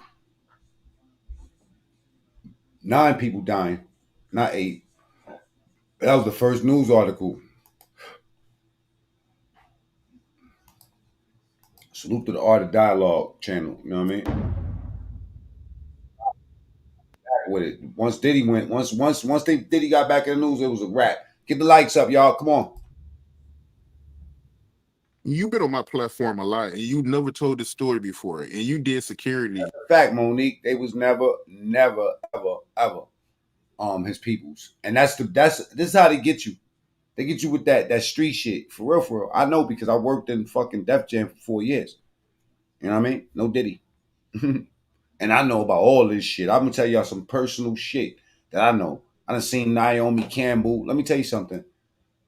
Ass naked. Bowls, I ain't, you know, all of them sniff coke and fuck with Molly and all that shit. They be up for 3 days. They call that shit tours. I'm gonna tell you something. I worked on a show called Cake Boss, right? 2 seasons. Without telling y'all no names, most of the staff was up for days at a time. I didn't even understand it because I didn't understand drugs at that time. Feel me? After that, I understood it. You feel me? But at that time, I didn't understand that shit. I didn't understand what could have these motherfuckers. I'm working out every day, doing push-ups and eating good. And I'm not, 13-hour days. It's time for me to go to sleep when I get to the hotel. These motherfuckers is partying all night. All night. I'm working on Cake Boss. We was in a town called Utica. Y'all can go look this up. Bakery Boss, right? You'll see my name in the credits and everything. You know what I'm saying? I'm on IMDb. So shit I'm telling you is firsthand. I done seen Naomi Campbell ass naked, like, yo, asking me to roll up blunts for her. I had fucking Tamar from from the Braxton family. I worked on the Braxton Family Value, and I worked on Tamar and Vince. Tamar tried to get me on my day off to go fucking take her to this shit called in New York, there's a spot where bum ass motherfuckers go. It's called Woodbury Commons. She wanted me to take her to Woodbury Commons on my day off, right? Now, mind you, this bitch is trying to press up on me and all that. Vince, I'm telling you, Vince used to know what type of bitch he had with Tamar. You know what I'm saying? And I'm not saying allegedly with none of this. I'm telling you, this is all facts. Right? Vince was cool as a motherfucker. So one day, the motherfucker just fired me. Because I turned it down. She wanted me to pick her up on Saturday on my day off and take her to fucking Woodbury Commons. Because that was another one of my jobs. I used to fucking handle some of these actors and shit like that. Like I handled okay, y'all remember a show called Clean House New York? Go look it up. Clean House New York. It's about it's like a hoarder show. And I worked on that show. You know what I'm saying? And the host of that show, her name is Nina Farrar. I used to drive her home every day. Now, wasn't no freak shit going on with her because she was new to the game. She was, and this was what allowed me to get in the conversation with her husband. You know what I'm saying? Like they was my peoples. He has a bakery out there in Staten Island. You know what I'm saying? I handle Sherry Shepherd too. You know what I'm saying? Like I used to have to take care of her son and shit like that. That's me and Sherry Shepherd on the show called The Newlywed Game, right? Everything I'm telling you is a fact. The name of my channel is called Mac Me True Story. Worked at Def Jam 4 years. I'm telling you, it's wild. It's wild. And it's regular. It's not like, it's like not unheard of. You know what I mean? Like all these motherfuckers freaking off and all that. It's news to y'all. We covering it. But for real, this, like Luke said, this ain't nothing new. You feel me? Come on, man. Everybody know Pac came from acting school. Pac was a sheltered kid. He sold us some gangster shit. Had us out here riding. You know what I'm saying? Had us out here wilding the fuck out. And you can't say that the music don't influence these kids, because trust me, I was one of the kids that this shit influenced. Influenced me so much that I went and caught me 20 motherfucking years. Them Pac songs was the theme and the soundtrack to the shit that I was doing in the streets, you heard? Those that know. You know what I'm saying? So many battlefield scars while driven in plush cars. What is that picture? That's Tupac. No battlefield scars. No nothing. Just a bunch of fucking talk. Just a bunch of pubes in these bikini shorts. This nigga ain't shoot nobody. What I'm trying to tell you is all fake. And at the price of y'all. Just like this to me, this embarrassment to look at this. That he's selling us this. Not to say that Tupac wasn't great, but that they sell us this. That these niggas is gangsters, knowing that Puffy is going specifically for niggas that he want to turn out. You feel me? That act like gangsters. Or from some gangster shit. This is what they want. So this is their prize, brother. This is their prize. And that's a fact. You can say whatever you want. But if listen, go look at their legacies. Who owns the masters to their shit? Just because you made a song don't make you the owner. Some of these artists today get flagged on YouTube for playing their own fucking song. You want to know why? The majority of them get flagged for playing their own songs because they don't own the music. Now, these younger cats that wear the black fingernails, they different. I can't say nothing about them. Meek Mill, I don't know. But these niggas here, trust me, all of them got robbed. And Suge Knight ain't no better because Suge Knight out there, he locked up telling everybody secrets now. These niggas don't be telling the secrets when they free, when they out here killing shit up theyself. Ran over his own homie by mistake and killed him. Suge went out bad. You know what I'm saying? Suge went out bad. Suge exposed Dr. Dre way back in the days. They been said that. You know what I'm saying? And he was pumping that shit to Tupac. Act like a thug, my nigga. We shook Dre punk ass. Now he out of the closet. No, you out of the closet too, my boy, because this is before you met Dre. Already broken in, Wax Dog. I don't know if Wax Dog's still here, but these niggas be already broken in. You know what I'm saying? Fuck we talking about. All right? All right? They ain't breaking these niggas down. Come on, the ultimate part of your breakdown is taking they what? They legacy. Not they manhood, they legacy after they manhood, bro. And that's why they're gonna that's why they're gonna make an example out of Diddy and take his legacy, y'all. All that dancing in the videos, we not doing that, my boy. We gotta sit down for a little while. No matter what y'all say, Diddy gotta sit down for a little while. 50 new victims. Allegedly. All right, what I'm looking at now, black comedians that wore the dresses. So because like the more you go down this rabbit hole, you start seeing like, okay, it wasn't just Eddie Murphy and Wesley Snipes. You know what I'm saying? Marlon Wayans, Kevin Hart, directing the motherfucking not the host of the Diddy party, the official Diddy parties, not that fake shit. I'm talking about the official Diddy parties with the microphones and all that. Kevin Hart is covering that dress. Ricky Smiley, dress. Jamie Foxx, another zesty ass motherfucker. And Jamie Foxx out here ratting. Good Lord. Miguel Nunes, Chris Tucker. Oh man, I'm looking at the pictures as I'm telling y'all this because I'm scrolling up on my other screen and looking at this shit. There's video clips with everything that I'm showing y'all. Wesley Snipes. Oh man, Martin Lawrence, Arsenio Hall, Tyler, fucking Perry. I remember I came home from jail and shit. My mother was sitting in the house watching this shit. They was up in the room, die laughing. Devil's work. Like, what the fuck is my mother and them in that room laughing at so hard? What the fuck are they watching? They was watching these VCR tapes of Tyler Perry acting like a bitch. This is how my face looked.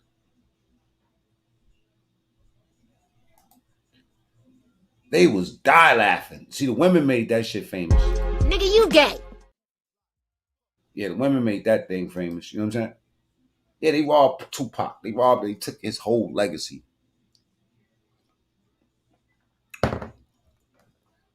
Violated Biggie Smalls. Gave that man $50,000 for his publishing. Knew what they was trying to do. Come on, man. Violated him. Violated him. All that great music. Pac is top 5 dead or alive, and most people, including Mac Me, all troll business aside, top 5. But look, think about how impressionable we was at that age. I was listening to All You Want to Be Was a Soldier Like Me. That had to be 2 years after this shit. Huh? Because if y'all remember that movie, that they put the same song all around, that Chevy Chase movie, that's the oh shit, Chevy Chase.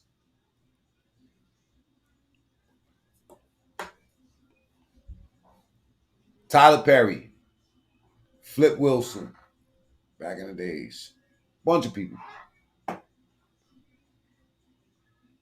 Anyway, back to that City College thing. Gene Deal was going to explain it. You know what I'm saying? When this situation happened.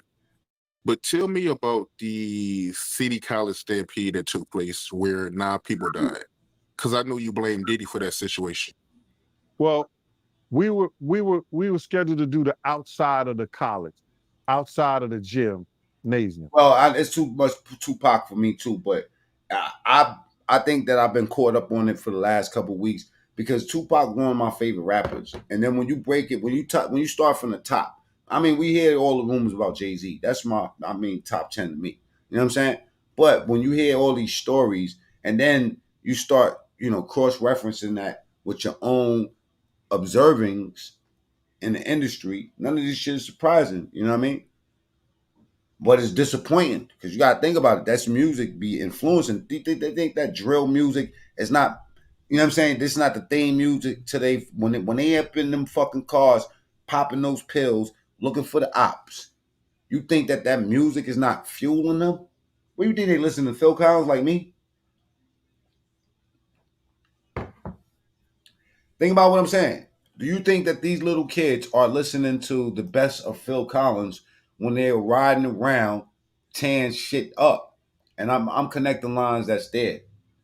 I'm talking about from personal experience. So no matter what the fuck you talking about over there in the comments, brother, respectfully, it doesn't matter. It doesn't match this real shit I'm telling you. All right? I had 20 years. All right? I remember, let me give you a story for the person that said that I'm connecting lines that ain't there. If you're talking about this specifically, right? When Ghetto Boys came out, I was listening to, I knew the words to, My Mind Playing Tricks on Me. I remember one day, my mother damn near beat me out my sleep.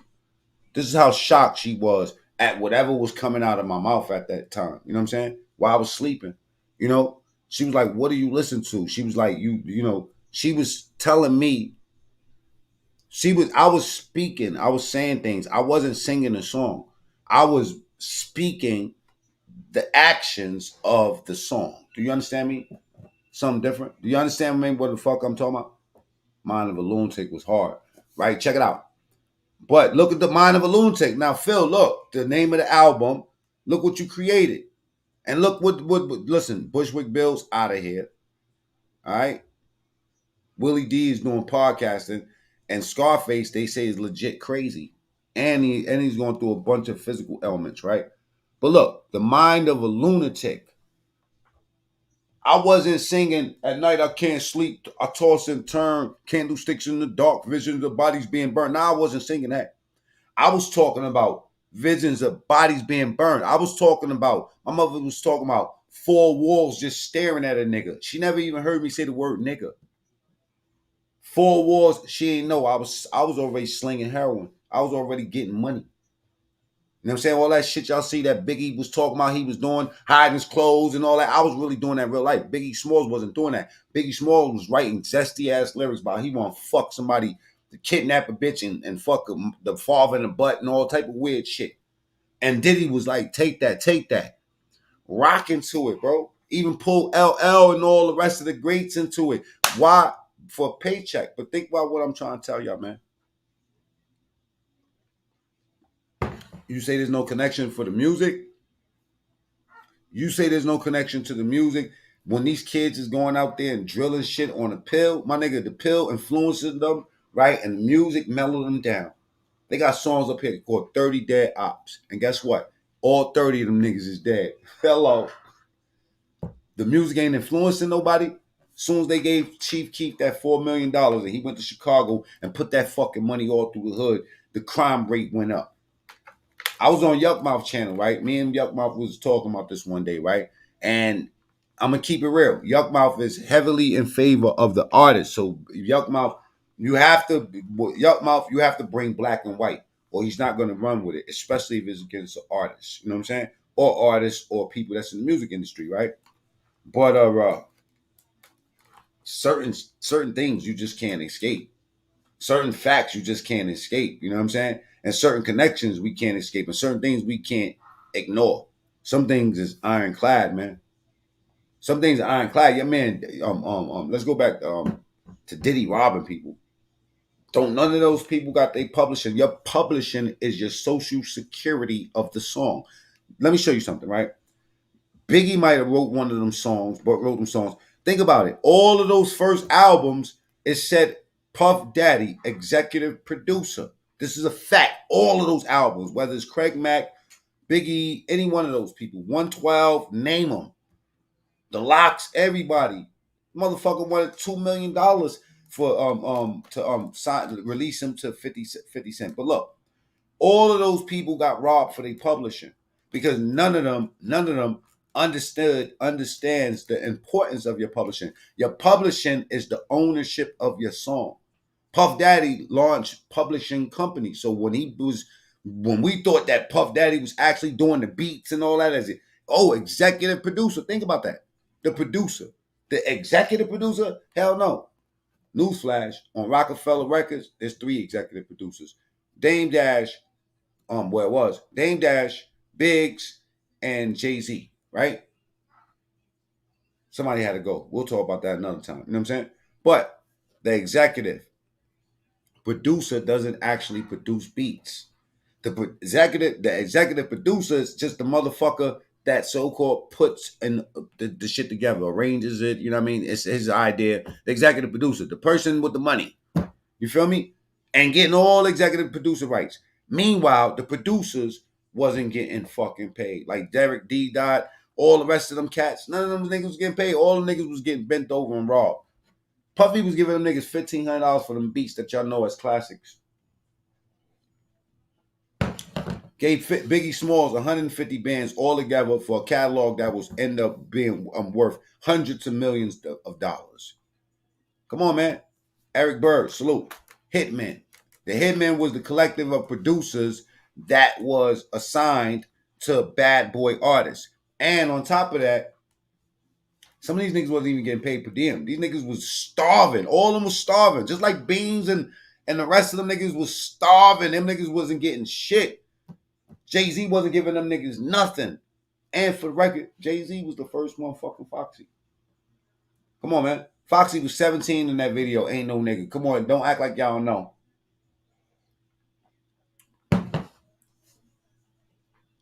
Point I'm trying to make is that it is a fuck job from the beginning to the end. And the people you shit on your way up, it will be the ones you see on your way down. You know what I'm saying? Let me rinse my nigga Mikey B real quick. You know what I'm saying? I see you, Mikey B. I just caught that too. I don't know how long you've been here, but you know what I'm saying? Yeah, the ones you see on your way up is the ones you see on your way down. And don't think that the streets don't run the music industry. You know what I mean? I'm gonna tell you because everybody I seen in Def Jam was street niggas. All the people I seen that was there was some niggas that was up north in jail or in the streets robbing niggas with me, then did a bunch of time. Now they come home, they managing artists and shit like that. They street teaming. You know, that's what I did, man. I went all across the country street teaming, bro, for Def Jam. Def Jam, meanwhile, in one room, you're going to see niggas smoking weed, rolling dice. All of those CDs y'all used to be sending to the... I used to go through... That was my first job. One of my first jobs before I start clearing samples for fuckers like Just Blaze, Kanye West, all of those... It was impossible to clear anything from Kanye West, by the way. But before that, my very first job, I used to sit in the fucking room looking at these CDs, and then I would have to play them to see if there was talent in there.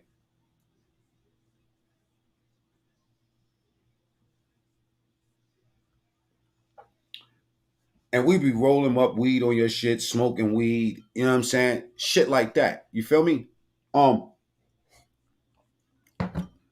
That's why the younger cats is kind of winning, and they kind of creating a whole different algorithm of what you have to do, or requirements to get on. Because back in the days, let me tell you something, right?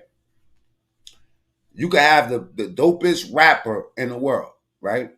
Put no punch or salute. And he'd never get on. He'd be like the dude that you know that could do a backflip and then slam backwards. Why he ain't get on?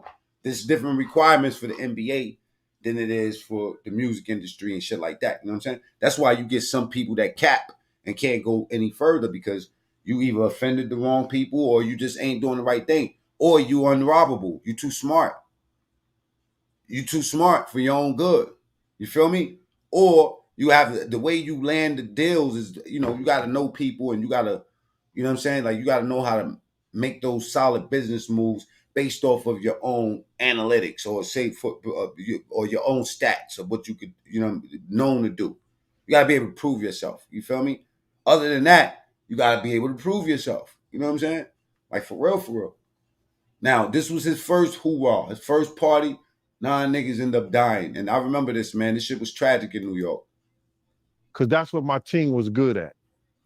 You understand? I had 18 guys prepared to be outside to make sure that we could get the crowd in order. You understand? Before there was any crowd. You got to set the... Double tap the screen. This man is way back. Catch up on the video, man. Whenever you hear this, scroll up. Double tap the screen. Let's get the likes up, please. Salute. Things up before you even get the crowd like that. Especially Benzo, my friends. Those type of things. Asha, what's up, boo? And back then, the days, we used to have dogs. Let's get the likes all the way up, man. I need them things to go up. There we go. Happy Friday. And everything. I would have a guy with 2 dogs walking the street, making sure people go down the lane, you know what I'm saying, and don't bum rush the doors. You know, people ain't bum rushing the doors when you got dogs out there. You know what I mean? So, and it's crazy that we had to do parties like that, but that was one of our security things that we did. So now, Puff called me and said, yo, Gene, we only need 8 guys. I said, 8 guys? You can't, ain't no way you're going to do the Suited Collar with 8 guys. He said, no, Heavy D, because him and Heavy D was doing a party together. He was like, yo, Heavy D want the FOIs to do the outside. I said, the FOIs? He said, yeah. So I said, yo, fuck it, I ain't going to do it. You know, and then my man, who's my partner, Slick, said, yo, man, we're going to go ahead and do it, man. And we just going to get a couple of bottles, just going to chill. And, you know, we just go outside. We do the downstairs. So Puff told me that, you know, he just wanted us to do inside the gym to make sure that nobody, you know, be over the celebrities like that. That's what he wanted my team to do. But most of the celebrities gonna have their own security anyway. You know what I'm saying? That was just a way to cut our security off anyway. So he cut the security and he got the FOIs, and the FOIs left their post, and that's how the people bum rushed the door, and 9 people died by going down those corridors. And you blame Diddy for that? Yeah, I do. It's his fault. But it's Jessica's fault for shutting the door. Because had she not shut the door, people would have just walked in the gym. And you'd have had a gym full of people. You understand what I'm saying? Nobody would have probably died. It's her fault and it's his fault. So you really think it's Diddy's fault? Why you believe that? Because you don't cut security to save $1. You don't cut security when security is the most important thing that you gotta have at these places. And that's what he did. Give me 1 second, y'all. He didn't.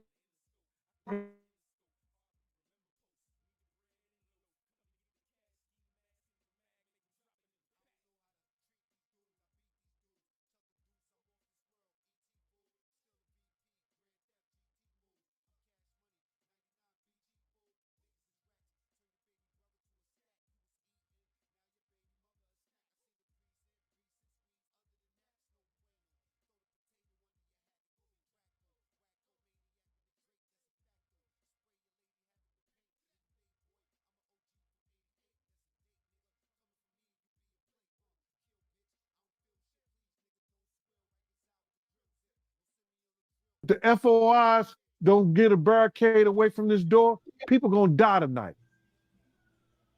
I told that to him. And what happened? 9 people died that night. What was his reaction to the 9 people dying? I didn't talk to him for a while. He used to come around with us with the same game, and he just say, yo, he just speak to Gene. He like, yo, what up, Gene? I'll be like, yo, what up? I didn't speak to him until after that Suge Knight stuff that they had with Jake in Atlanta. That's when I started back really speaking to him. Wow, because you felt the type of way about what he did? Nah, come on, bro. 9 kids died, bro. I was pumping the chest of one little boy when my man was crying, talking about, yo, this is my first time him being out. This is the first time him being out, bro. My mama gonna kill me. I'm pumping on the chest of a little 17-year-old boy. How would you feel?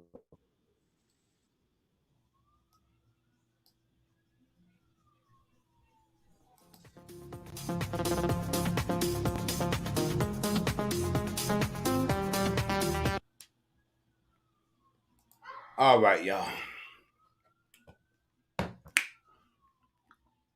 We got more. We got more. Now, I don't know if y'all been watching this. First and foremost, right? That video of Young Dolph, right? They got the whole video. They showed dude had the Draco. He hit the he shot the, it was nasty, right? The dude's got life. Now, on the other end of town, Young Thug was running around with this kid named Lil Woody, right? Now, from what I know about Lil Woody, salute to Say Cheese and Charleston White, right? From my knowledge of Lil Woody, I hate saying that name. That should sound crazy. From my knowledge of Lil Woody, right? Lil Woody is a nigga that he's a shooter. You know what I'm saying? A young allegedly he's a shooter. But this is what Charleston White and the media is pumping, you know what I'm saying, about him or whatever. I guess he didn't like that they, you know, making him seem like he a killer and shit. And so he tried to distance himself from Charleston White, and this is what happens. People in his ear. So it's easy to get in his ear and do the nigga like a puppet. I don't with that cause harm to they people. Wait, who's in his ear? His team, the that used to work for me, that was telling my wife about my girlfriend. Oh boy, it's messy. The was going to go tell my wife about my girlfriend. Was all in my wife business, and my wife business. That's how the got fired. Being in me and my wife and my girlfriend business, that's how that got fired. Being in my motherfucking personal business. Chauncey, you need to pick between your wife and your girlfriend. You need to stay out of it. You ain't even got no business speaking on. So that's who it is, real. Because I'm trying to show them how to get real money. I'm trying to show them when you come here, you ain't got to give her a percentage of your Say Cheese TV interview, my. I set it up for you, and I ain't getting nothing off of it. Messy. That's real. I'm setting it up for you, and nobody gets a percentage of this, my. Come on. That's what they mad at. I'm going to show them how to get paid directly. I got the TV networks. Me. Double tap the screen. Let's get the lights up, y'all. Mediating between Ryan with the sauce for me to talk to him to say, hey, Woody, can you stop doing so many 20 versus 1s? The 20 versus 2 with you and Charleston surpassed so many numbers. The television networks. First Property, salute. Want to turn this into a series. We already got the script wrote out. Can you tell them slow down? They won't listen to nobody because they all poor and broke. Y'all go watch the Say Cheese TV interview to get the rest, baby. So do you think that's the agenda to divide y'all because it brings in more revenue? For him, though, because I'm going to show him. Just think, his road manager and his manager both used to work for me, and they don't know a motherfucking thing. This man is selling out shows and all type of shit, Kane's clips. Both of them dumb and stupid. He ain't too intelligent as motherfucking self. Dumb, and dumber. All right, hold on. Let me go to Lil Woody real fast, because Lil Woody did I didn't know who he was, but I took time to listen to what he said. Y'all let me know what y'all think about this shit. Salute the Stingray channel. Oh, man, like seriously, bro. Like, yeah, you thought you gonna come out there and be you. I moved around your whole town. No security, no weapons, no nothing. Only faith in God. I ain't standing nothing nobody talk about on no internet and in real life. I hate the way they can't pronounce words these days, but it's cool. If somebody want to bring harm to me, then so let it be. But other than that, man, I'm not living my life in fear of no man. Straight up at all, bro. Like, for real, you chasing clout. You only got... Yeah, Charleston White a different type of beast. You got to be real careful playing with bro. Got with plug with Say Cheese TV. Who care about... You could be tough on the streets, you know what I'm saying? But some of us is just tough in this internet world, you know what I mean? Like, and we understand it a different way than you street niggas. Say Cheese TV. No, that's still in the street. I'm talking about new to the internet, you know? Disrespect to. I think we all street niggas, you know what I mean? What he got going on. But hey, man, if he gonna allow you to miss out on interfere with what he got going on, then that's what you call stupid. Other than that, bro, I ain't no. That's foul, Eric. Type of gopher, yeah. Said Charleston White switched up on Woody. I don't know, but from what he's saying, Charleston White saying that Woody switched up on them because basically Woody's saying that he wouldn't do an interview for free, and Charleston White is saying something different. Y'all think I'm a gopher, and I let y'all think what y'all want to think. I let y'all say what y'all want to say, because I taught myself not to let words get to me. But when you're gonna get on here and try to bash other people that been good to you, bro, come on, man, cut the shenanigans, bro. Come on, man. Man, you friend, bro. Like at an all-time high. You mad 'cause I ain't do an interview. You want me to go sit down with somebody, TV show, all this stuff in your benefit. You call my phone 100 times. I'm forwarding you to the voicemail. I'm not responding back to your text message. You want to read half of the text message. Read the whole thing. I told you, bro, don't get on your platform speaking on my name. I asked you nicely, bro. You tell me I'm a killer, I'm this and that, third. You can't name nobody I killed, bro. You can't name nothing about me. You come around, you ill hustle, and you try to go on these platforms and tell my story, but you don't know I'm feeding you wrong information because I know this is what you do. Waxito! Argentinito! Yeah, everybody think I'm stupid. Ha, ha, ha. Yeah, keep thinking it. Come on, bro. Straight up, man. You grown. Thomas, we was let you rock with Jesus is Lord, but talking about bigger than the Quran and all that.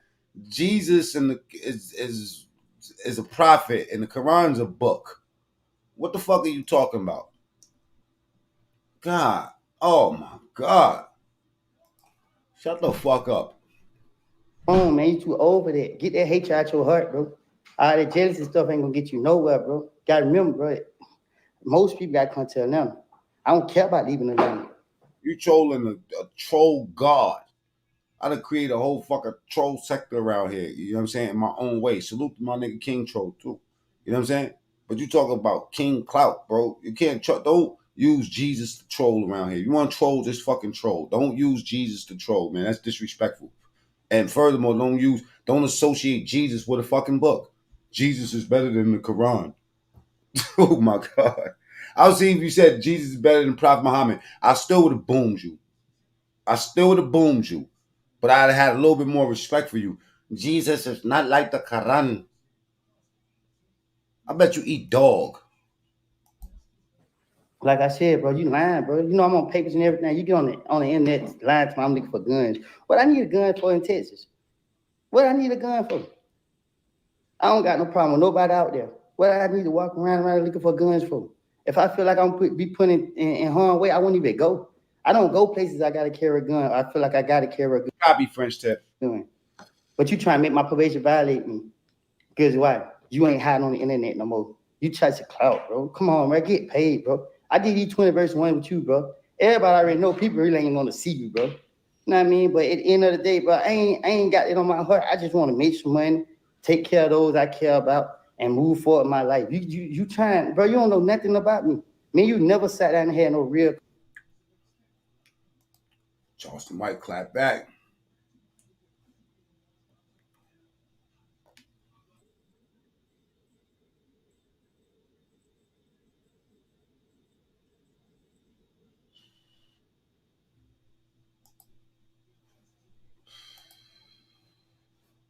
Salute to Coolin TV. You know what I'm saying? West Coast, heavy up in this motherfucker. What city you from, man? Let me know in the chat real quick. I'll highlight him. A lot of respect for him. I just watch his interviews on YouTube and stuff, listen to the way he talk. But it seems now it's like he doing these interviews and I don't like him. You feel me? Like he getting on the internet saying I'm a killer and all of it. Like, dang, bro. Like, man, you don't talk about none of this stuff you're going to do on these platforms. Like, my respect for you, I'm losing it. Good night, Myro. Because it's like, dang, I got real genuine love for you. I thought that you had the same thing for me. But you want to get on these platforms and say I'm a killer and I walk around Atlanta like you trying to provoke it. Like, even with the Boosie. Why Boosie gonna say your name? Why you think he gonna say it? That hoe scared. Boosie don't respond back to Boosie. Like, I ain't trying to have problems. I ain't out here trying to mess with nobody. I ain't trying to have beef with nobody. I don't did that for like too many years of my life. You know what I mean? I'm trying to move forward with it. And Denver, Juarez, 615, Tennessee Titans. Patterson, New Jersey. I seen Jersey City up in this joint. California, where at in Cali? Lafayette, Louisiana. I never even heard of that. Salute to y'all. Dog sandwiches, allegedly. They eating the cats. They eating the fucking cats. Brother, Quran belong to Hay Levels University, but you have to go to chill care and school and before university. Okay. Sorry, brother. I don't understand what you're trying to say. Bad vibes in the building. Let me wrench my nigga up real quick. Bad vibes in the building.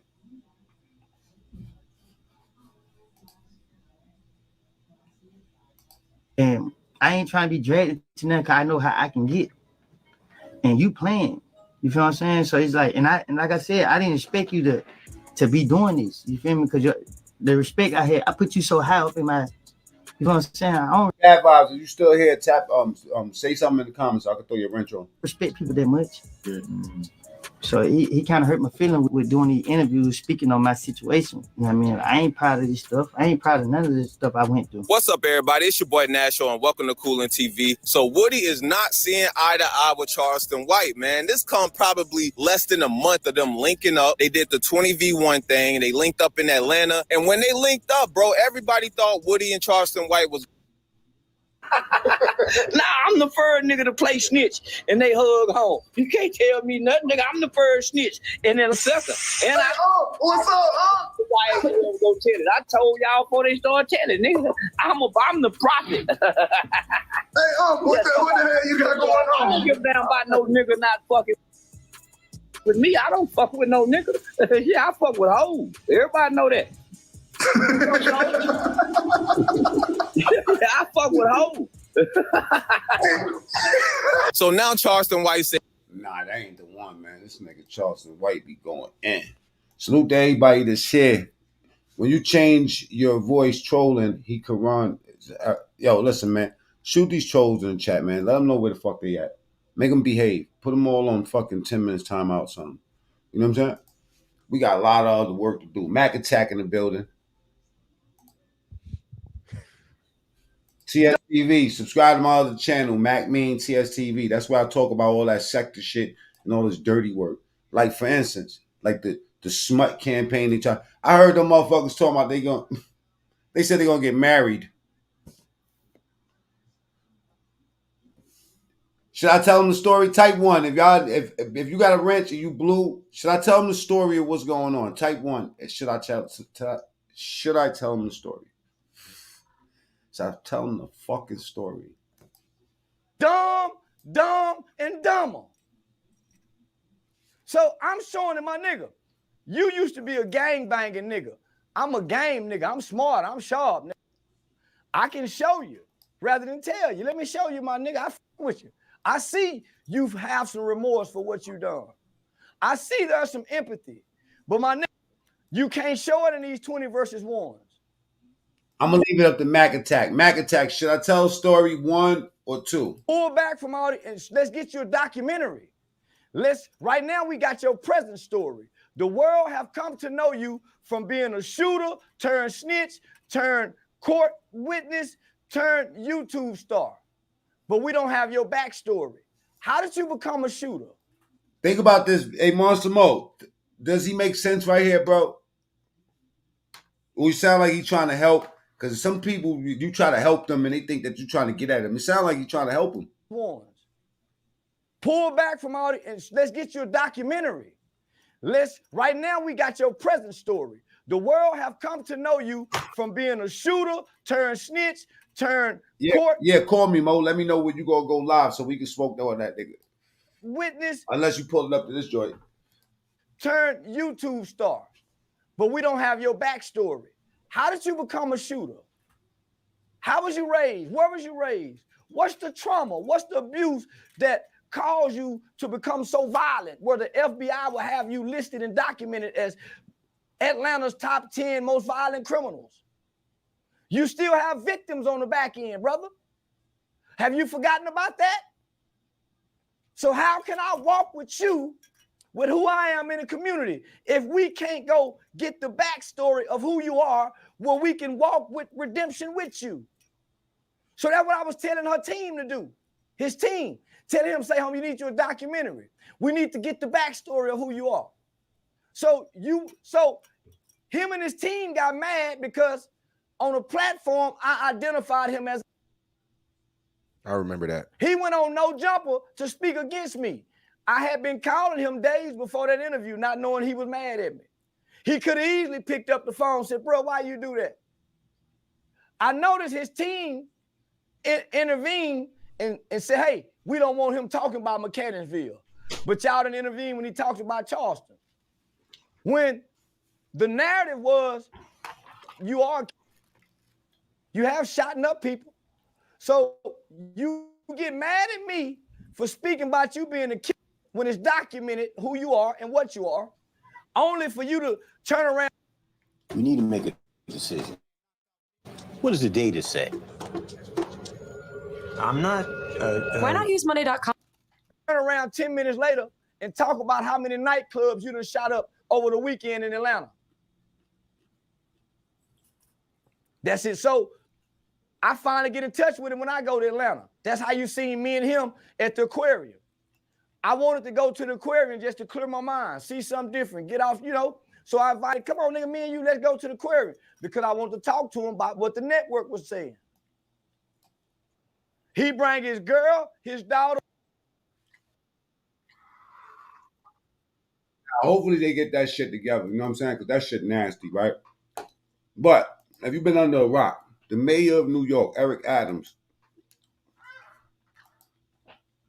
who's Diddy's homeboy. Yeah, him and Diddy's real cool. They real cool.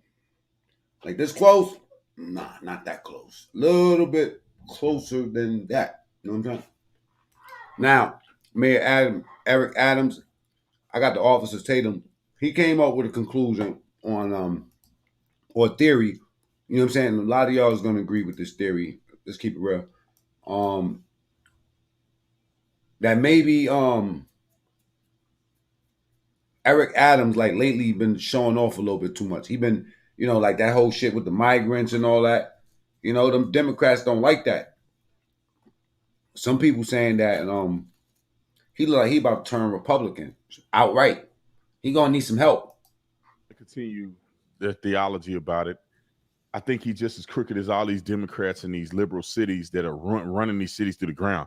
If you do a deep dive enough investigation into your boy in California, Gavin Newsom, I guarantee you'll find corruption.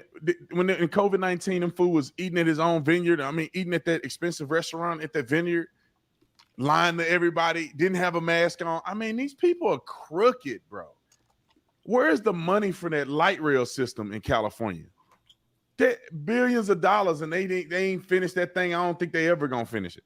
My wife was showing me when she lived in, before we got married, she lived in California. When I would go out there to see her, when we were still dating, we would drive through California. She go, you see those big beams up there?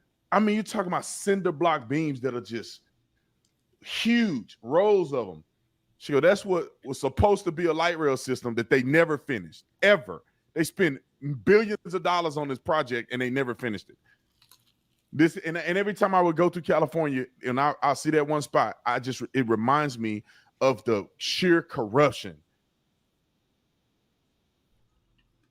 with these Democrat-led cities that are effing you over for your money.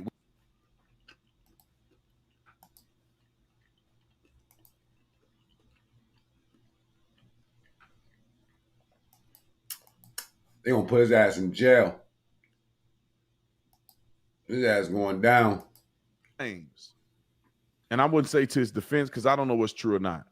But Eric Adams claims that the reason why they coming after him is because stuff like this video right here.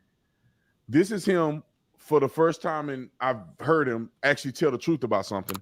And he was very staunch about illegal immigration in New York City. Roll the clip. Boy, and let me tell you something, New Yorkers. Never in my life have I had a problem that I did not see an ending to. I don't see an ending to this. I don't see an ending to this. This issue will destroy New York City. Destroy New York City. She started talking about them immigrants, man. He fucked his own self up, Wax AP. We're getting 10,000 migrants a month. Let me drop the link for you, Wax AP, just in case you want to speak on this. One time we were just getting Venezuela. Now we're getting Ecuador. Master Mo, because I ain't see your reply if you was coming up or not. Now we're getting Russian speaking coming through Mexico. Now we're getting Western Africa. Now we're getting people from all over the globe have made their minds up that they're going to come through the southern part of the border and come into New York City. And everyone is saying it's New York City's problem. Every community in this city is going to be impacted. We got a $12 billion deficit that we're going to have to cut. You know what I hate, bro, more than anything, y'all? Sometimes what grinds my gears is that these dudes that do these reaction videos on me and show me that they see everything I'm doing, but they don't even come in here and say salute, peace to you in your show. That's weird. That's when they get weird. Like, you're sitting around, you can hear us talk. Just weird. Sidebar. Every service in this city is going to be impacted. All of us. And so I say to you, as I turn it over to you, this is some of the most educated, some of the most knowledgeable, probably more of my commissioners and deputy commissioners and chiefs. Everybody resigned. Live the fuck away from him. In this community. So as you asked me a question about migrants, tell me what role you played. How many of you organized to stop what they're doing to us? How many of you were part of the movement to say, we're seeing what this mayor is trying to do and they're destroying New York City? So, Mayor Adams, you're a Trump supporter. Now that they doing you like they did Trump, if you they did it to every last one of us. Innocent, you should be on Trump's side, saying I'm with the man Trump because they indicted me for no reason. Let me play like a little response for a couple things that he've come out since then, because the video I just played was an older video about, where he was referring to the illegal immigration. The news clip was a newer video, and then he responds. Fellow New Yorkers, it is now my belief that the federal government intends to charge me with crimes. If so, these charges will be entirely false, based on lies. I heard they attacked Beirut today too. But they would not be surprising. I always knew that if I stood my ground for all of you, that I would be a target. And a target I became. For months, leaks and rumors have been aimed at me in an attempt to undermine my credibility and paint me as guilty. Just this past week, they searched the home of our new police commissioner, looking for documents from 20 years ago, just 1 week after he joined my administration. Enough. I will fight these injustices with every ounce of my strength and my spirit.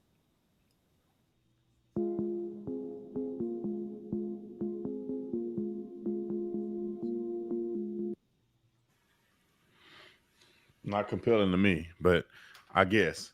So we'll see, man. We'll see. I don't know what you guys think. You think they're coming after him because he's standing up for New York, or they're coming after him because he's a crook, like a lot of these other people? They're crooks. Nigga, you start acting like you moving to the right a little bit too much in New York, they'll fuck you over in New York, especially AOC. Now she got her fingers all up in the shit, right? There's a lot of God lovers today. I tell you what, Africa Bambaataa dealt with both of these men allegedly. Let's see what they say. All right. They're arguing with each other to see who's more mookish. Hassan, can you hear Hassan? Talk, Hassan. Yeah, so my whole thing is like this, right? Because I ain't come here to play with this nigga. All these games, all these lies this nigga be telling. Yeah, I bet niggas ain't gonna sound clear. Here's the thing, right? With this bitch nigga standing here. First and foremost, all that, I took his story. I came out 6 months before him. When Ron Savage came out, I got a phone call. I was in a hotel. Yo, them niggas talking about killing you. This is one of the soldiers that's down with the Zulu Nation. I don't listen to hip hop right here. So now, because he came out the way he came out, everybody knew it was an extortion move. Yeah, he admitted that he took his show, his story. I never even knew who Ron Savage was. Let's speed it up all the way to today, right? We're gonna leave everything that happened from the jump. The first time I flipped on Ron Savage is because I was fighting the whole Zulu Nation, and he was marching with them niggas on Brooklyn Bridge. If it's on, it's on. Ain't no playing no in between middleman. But the reason why he was able to play in between with these niggas is because the niggas that he was dealing with, some of them was helping him try to extort Ben. Wow. This is where you hear the phone conversations from. You see what I'm saying? Mickey Benson, the same nigga that was talking to him, he talking to me crazy. Mickey Benson got the audio is up. That Mac Mean took his story. With Mickey Benson telling the nigga, you know you wanted it. Disrespecting him. Wow. But I'm sitting up there threatening Mickey Benson. I don't care what he say, the role that Ron tried to play. Mickey Benson would never play with me in my face. I'll show you pictures with me and Mr. Biggs together after I aired out the Zulu Nation. I'll show you pictures of me in the Zulu anniversary after I exposed them. Everybody humbled themselves. I went to the Zulu anniversary, 4 deep, shut the shit down. Shut the shit down. Then Ron came out 6 months later and turned everything upside down.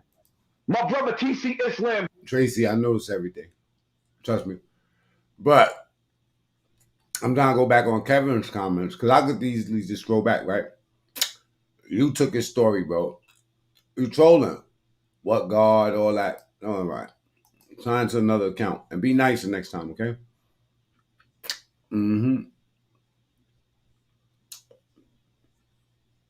Now, Tracy, what did you say? Our homeless are not getting the help like the illegals are. I highlighted that earlier. You know what I'm saying? So I seen that. So I don't know. They already paying. The poorest people will pay full price for what the Democrats have done.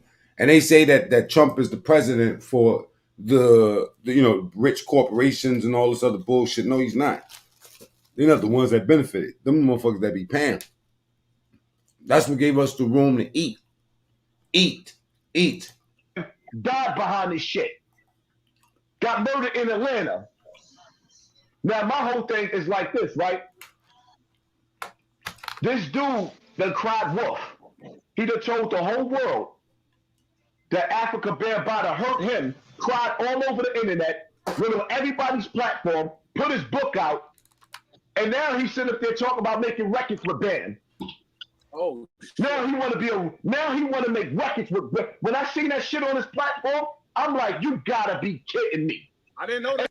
And then he gonna sit up there and say that all this shit with Ben was a misunderstanding. This bitch ass nigga just flagged my page 2 months ago. A month and a half.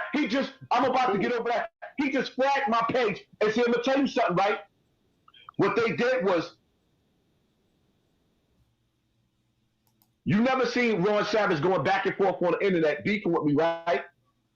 They put Ron Savage up here so that me and him could go back and forth, and then he could get the lawyer for bullying and harassment because he's a medicated nigga to take my page.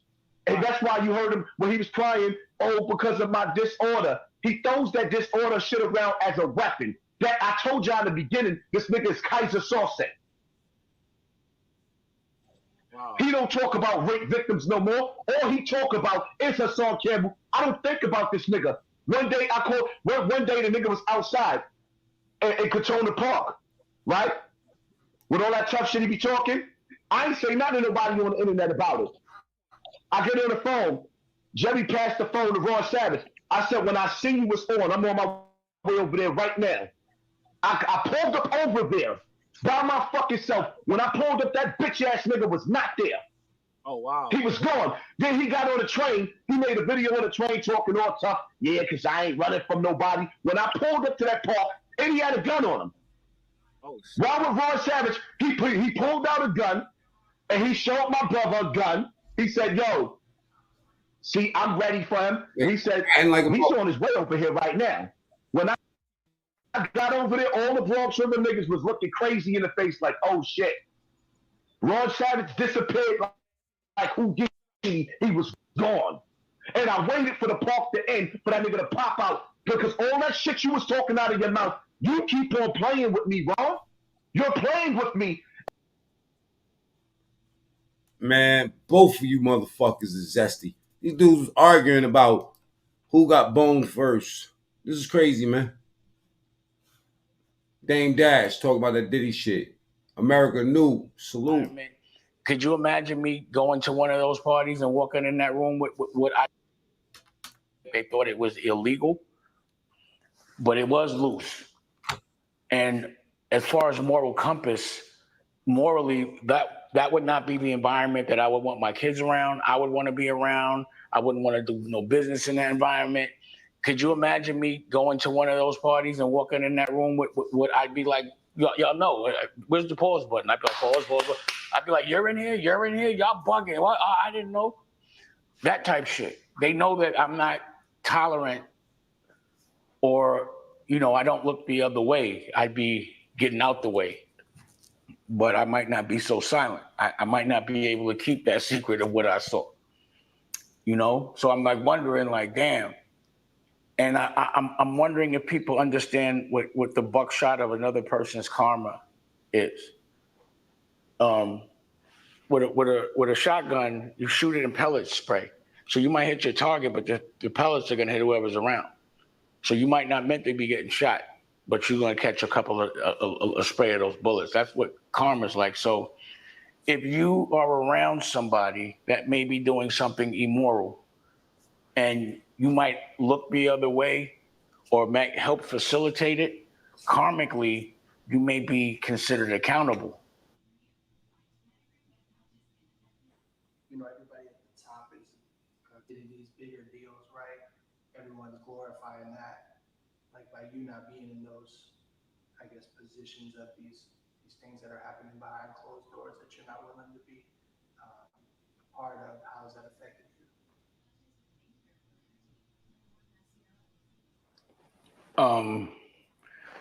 It's made me depend on my family. It's made me focus on the things that really matter, like education, how to really help our culture, raising a child, eating healthy. Like, again, having all the money in the world and not having your freedom, you're broke. Or not having your health, you're broke. And, I was able, and this was always my motto, was to always invest in my woman. The woman that I love is to make her independent, or the ability to be independent of me. That's to me, the best security a woman can have is to know that she's there because she wants to be, and that she can walk away at any time because she has enough money, which is what my ex-wife did. But I was able to focus on Raquel, us making a baby, her writing a book, a curriculum. I was able to study with principals. I'm not even going to say teach, because they taught me. They taught us how to be a better parent. And with that information, we got inspired to make a whole network about it. If I was in those rooms doing those things, number one, I wouldn't be around my family. That's number one. Number two, I would be working on different agendas. The agenda of getting paid a lot of money to present images of us and on all verticals, from music to art to everything, of us hurting each other, our dysfunction, us being dependent on them. And that's what was so disturbing about this situation to me, is because people obviously knew this was going on, because it was going on. And the amount of people that have said, I've never seen it, it's like they must have been really programmed to be quiet about it. And that means, I'm telling you, that circle there, that's the circle that, a person like myself with the ideals and the moral fabric that I have, you would be real surprised if I would take any money to do those things. Everything he's saying is 100. You want to know why? Because he the one, that took the L out of the deal. Let's keep it real. You know what I mean? They couldn't break games, so they try to go for his money. Again, how could the person that invented pause be at one of those parties? I'd be walking around with the button being like, for that exact same reason why he can't, you know what I'm saying? Like they can't let you in. We can't let you in, bro. We can't. You know what I'm saying? Hell no. Dame is not about to go get the blonde Caesar. Yeah, I'm gonna leave one here. They'd be mad at me. They'd be like, get out of here, Dame, blah, blah, blah, blah. It's not even conceivable. that I would tolerate any of that. And people know that about me. So for me, it's made me really depend on the people I love, focus on the things that matter, and it's made it to where I can build a future for my family later. Okay. This is the biggest secret of 2024, and they don't want you to know about this. If you get injured, shut the fuck up. So that's why America New was so important, because I needed a platform, because I'm looking at what's going on. So like, Facts. That dude, yeah, visionary. I'm just noticing that Steve Stout keeps talking about me in interviews. Aim is just foul. So that means that there was a conversation, because that's the type of bitch ass. Imagine that you make Rockefeller with Jay-Z, right? Yo, look, that's another rape game. Look at that shit. They done took the fucking Rockefeller records from Dame, and we all know that Dame was the muscle, was the brains and all that shit behind Rockefeller. Even though Biggs was the money. Let's not get it twisted. Kareem Biggs Burke was the money. But look how that worked out. Dame was one of the executive producers on every project that was up there. Imagine how you would feel. You turn around and your boy done sold the company. Or in negotiations to sell the company right under your fucking nose. You know what I'm saying? You got to be a visionary to keep them going, knowing that you blackballed and all that. Don't think that Hove ain't fucking blackball these dudes. Blacklist. Ass nigga that he is. That he'll have a conversation. He had it 20 years ago, unsaid it on Vlad TV. That there was we're actually conspiring to get Damon out the business. And I know he must be like, damn, it's 20 years later, and I still have to talk about how I can minimize Damon or make it look like what he's doing or belittle anything that I'm doing. Double tap the screen, please. If you got here through the vertical live stream, let's get the likes past 400, man. Salute to y'all. Friday night. I know some of y'all got your drink on or whatever. You know, we like to get crazy, messy around this joint. We see where we're going to go. You know what I mean? Because trust me, shit is a roller coaster. I don't know. Does Steve Stout have children? Now, let's see if this works. I always like to do this test, especially when Lansky's not looking, right? Or Ming ain't here. Tupac. Is this really Tupac? I like to throw that poll up without actually throwing the poll up. You know what I'm saying? No freaky. Is that Tupac type 1? Is that really Tupac? Is that Tupac? Is that Tupac Argentinita? Offer me what? $500 for all album to scam me? Is that really Tupac? 1 or 2? Know what the F's? 1, that's Tupac. HK's a little. He said, hell nah. Yo. Crucialness TV, that is. Okay. Gaming, salute. You know what I'm saying? Yes, that's Pac before the tattoos. Respectfully. HK. Oh, God. Is that Tupac type 1? If it's not, type 2. Look at that. What the drawers is fake. Oh, shit. The drawers is fake. Is that Tupac? That's not. Hey, Ming. This was before AI, bro. You know what I'm saying? 2. I see a 2 there. I don't see no. Let me see. That's not Pac. Whatever. I don't know. And, you know, he's one of those guys that get a lot of deals. At least we all notice that this is Meek Mill, right? I mean, can we get it on that same page real quick? We all know that, right? I don't need to explain that to y'all. And, you know, he's cut from a completely different cloth than me. Like, Puff himself cracked him in the head with a bottle. He sued Puff. And then a couple of years later, they taking pictures like nothing happened. I mean, I guess that's like taking the bigger. It's just, I'm not cut from that cloth. I'm not going to be a. Yeah, Puff did smash a bottle over Steve Stout's head. Right. With somebody cracking me in the head. Nas made a song about it called Lord Have Mercy, Jesus Christ. He's just nice. Look at I'm the last real nigga alive. That's official. Last real nigga. That's the name of the song. With a bottle. That Keith Murray story where, you know, I got hit in the head with a bottle, that shit happened. Biggs got into a beef with Keith Murray. One day, Biggs called me. He had just got his legend. And he's like, yo, you know this kid, Keith Murray? And I'm like, yeah, he's got that beautiful thing in the world. He's new. He's on Jive. I think Eric, I forgot his last name, worked at Jive, so I knew about him through him. And he was like, man, I think, you know, we had like a little car accident. He got cute. He got slick. Next time I see him, punching him in his face. And I'm like, huh? I said, let me make a call. So I tried to make the call. That really Tupac. Number 1 for yes. Number 2 for no. Okay, the squash. Bottom line, that day we go to Maria Davis's club, and he's in there. Me, him, and Jay. Clark Kent's in there. A lot of dudes that be with Jay from Brooklyn. And, you know, Biggs got to him and pulled him by his car and started decking him. So, I start fighting. I'm fighting, and all of a sudden I get hit in the head with a bottle. And I'm like, oh shit, I thought I got shot. But when I realized I didn't, I was hot. So they all ran. And I don't know, somebody threw this shit. It wasn't like I got hit in the head.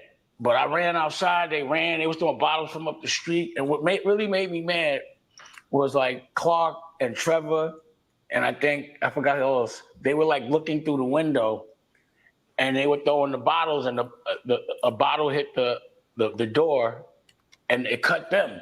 So now they cut, and I'm tight because nobody had help. It was just me, Biggs, and Jay fighting, and all these dudes were there. But I was really tight about that shit. And yeah, we went, you know, and again, I was in a different frame of mind back then. But, you know, I went back to Brooklyn and was like, yo, y'all niggas supposed to be tough. Y'all left me, blah, blah, blah. And like a week later, we heard he was going to perform somewhere. And, you know, I got to give it to homie. He pulled up with some real wild Brooklyn niggas, about 10 cars full. And people I knew, like, you be in Brooklyn? And they were wild. And I'm glad we didn't catch up. New poll. I was going to put it as Diddy Zesty, but we don't. Is that Tupac picture real? Yes, no, or no Jamie Foxx? Is that picture real? Come on, man. Let's take a poll. Double tap the screen while you at it, man. Let's get them likes past 400. What the fuck are we doing? All right. Is that picture real of Tupac? Up to him. We're going to leave it up there for a little while y'all listen to Dame. You know? And, you know, I went up in the office and was like, yo, you got to give me some money, you know, like that. Like I need 10 grand or something. I don't even remember how we resolved it. But at the end of the day, I'm still. I don't want to look at it. You still looking, right?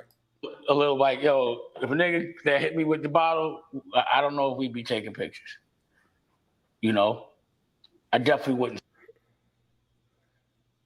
All right.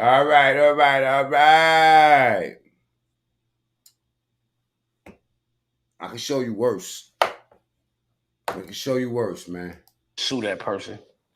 That wasn't what my mind frame was on. And also, the way I met him. Dancing for Digital Underground. Thank you. Bing, bing, bing, bing, bing, bing, bing. That's the third smart person up in here. Bing, bing, bing, bing, bing, bing, bing, bing, bing. Third person. Bing, bing, bing, bing, bing, bing, bing. Now, the question is, how many bottles of baby oil did they have that day? Trust me, man. Think about this shit. You call your homies up. You like, yo, bro. Real talk. We about to go do this video shoot, man. Pull up. You know what I'm saying? All right, hold on. I gotta go shopping. Nah. We got shit here for you. We got clothes here for you, bro. You Gucci. You know what I'm saying? We got a designer. You know what I'm saying? You get there to the hit 'em up video shoot, right? And think about it. Think about what I'm saying. Think about the lyrics to these songs. How many? All right, look. You know what? Hi, Bixby.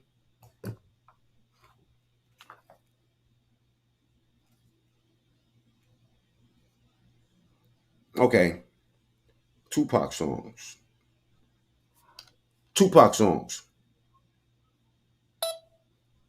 Okay, let's see. We have good things like Hit 'em Up, Dirty Version. Tupac Greatest Hits. We have So Many Tears. We have Changes. Ambitions as a Rider. Oh shit, let's take it. Let's get us a strike. Let's get us a good old striggity strike.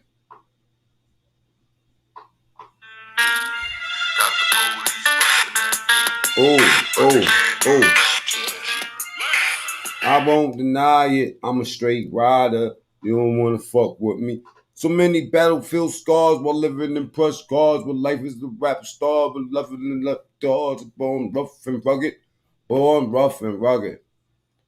My attitude, nigga, Pac was a Gemini like me. He gonna be having fun. He ain't punching at the demons and the Affleck, right? So many battlefield scars while living in plush cars. This life is the rap star, but born without. Born rough and rugged. My attitude is fuck it. Motherfuckers love it. And motherfuckers love it to be a soldier. This, you know, I'm gonna tell you why. This is a telltale sign of being a soldier, y'all. How do you know that Pac is really a soldier by looking at this picture? And I'm gonna give you a hint. It's above his neck.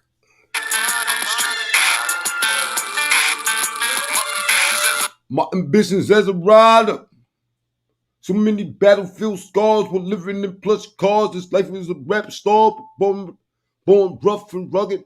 My attitude, fuck it. Motherfuckers love it. Oh, he was cussing up a storm, right?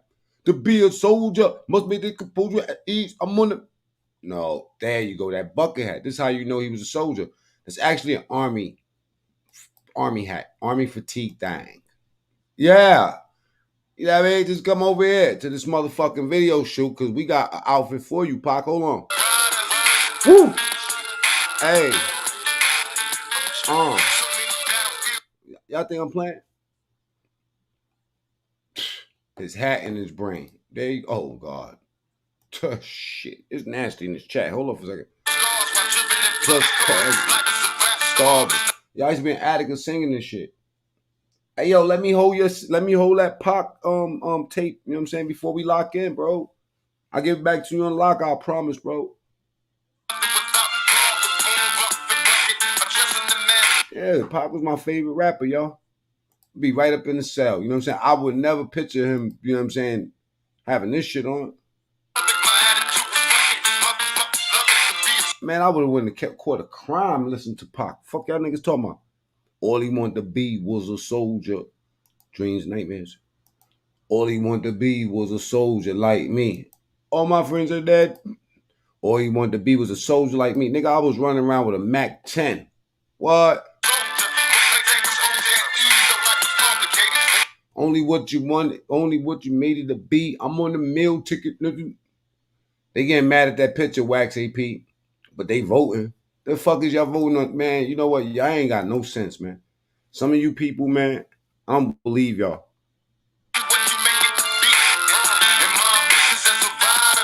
Salute the Lansky, you know what I mean? Niggas like Argentine, Rita, Ming, Lance, you know, motherfuckers like that, DBN, they enable this behavior with me, y'all. Okay, 160 votes, say 51% say yes, that's him. 50% say no, and a small amount of, wow. 5% says no Jamie Foxx. Get the likes up. Double tap the screen, y'all. Please. Thank you. Him again is he had lipstick on. What? Go to the telly, hope. I'm smoking bomb mask, weed, feel the crucial. Oh, I'm gonna get a hit. Neutral. Damn, man, I played too much of it. But you get what I'm saying, right? Who ain't gonna put a Mac 10 on and just go crazy over? Yeah, we got the outfits over here, Monster Mo. You know what I'm saying? All right, go up in the dressing room. Wait, ain't nothing in the dressing room. I see a duffel bag.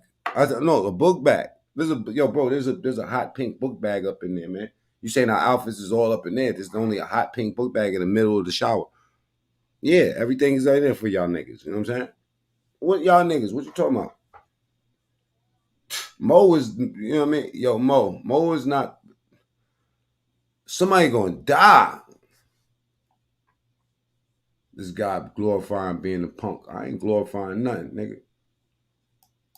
I hear you, bro. Look like somebody else glorifying being a punk. And that man would be Diddy. I'm doing YouTube. I'm clowning you. You know what? I was going to waste a little bit of time on you, but I'm not. All right, let's get back to Dame Dash. They put a wig on him. He was tolerant of it. He was all right with it. He still was working with these people after they humiliated him. One more. Jay says if that was a picture of Tupac, it would have been came out with all the beef and other stuff going on. Nah, you know what it is though, Jay? Just to put troll bullshit to the side. Nobody gave a fuck back then. You know what I'm saying? Pop wasn't thinking like that. And I don't think that Pop was zesty. But some people say that he was. Some people say that he wasn't fucking Kidada Jones. They saying that Quincy Jones was fucking him. That's what they say. Well, who am I? I'm going to tell you like this. At no part of my life, right? And me and Pac was about almost the same age, right? At no point of my life would this ever been cool. Come on, man. Me against the world. You against yourself in this one right here, Poppy.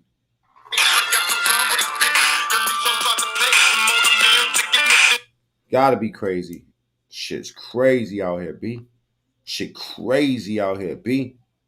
Shit crazy. Tupac.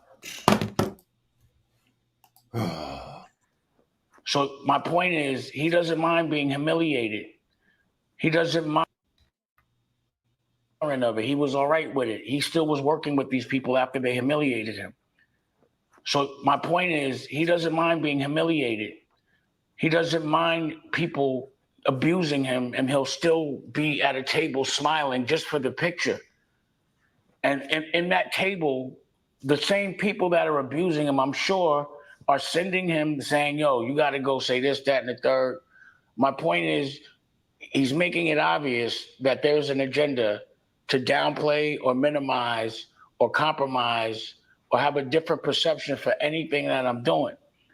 But he's just so, oh, the grail is to be next to Jay. That's your grail, to be next to Jay. That's not my Jay. That wasn't what, to be next to another man will never dictate how great I am. You know?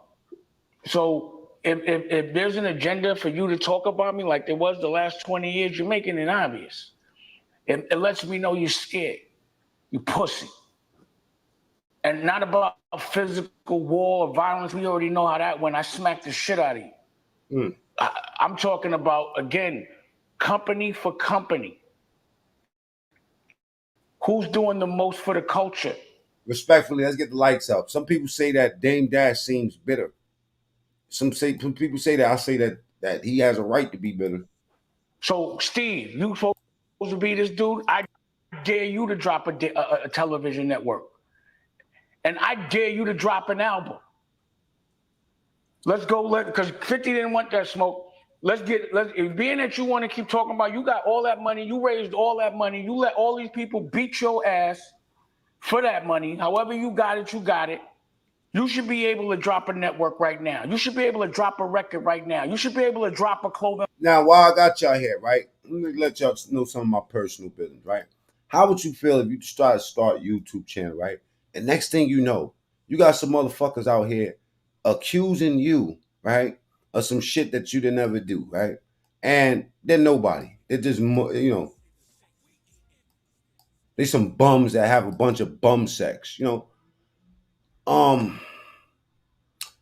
If y'all want to know about what I'm talking about, go to my other channel, Mac Mean TSTV, because I'm gonna talk about some of my personal business on the other channel tonight. All right, Mac Mean TSTV. I'll be live over there tonight. I'm talking about late night, man.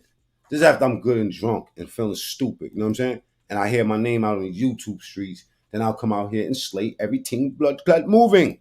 Line right now, a book. You should be able to walk into school and teach them how to be better. Where you at? Instead of talking about, oh, he dropped the holy ground. He's not up under Jay. Who was up under? I'm not doing that. That's not the game I play. I got children that look up to me.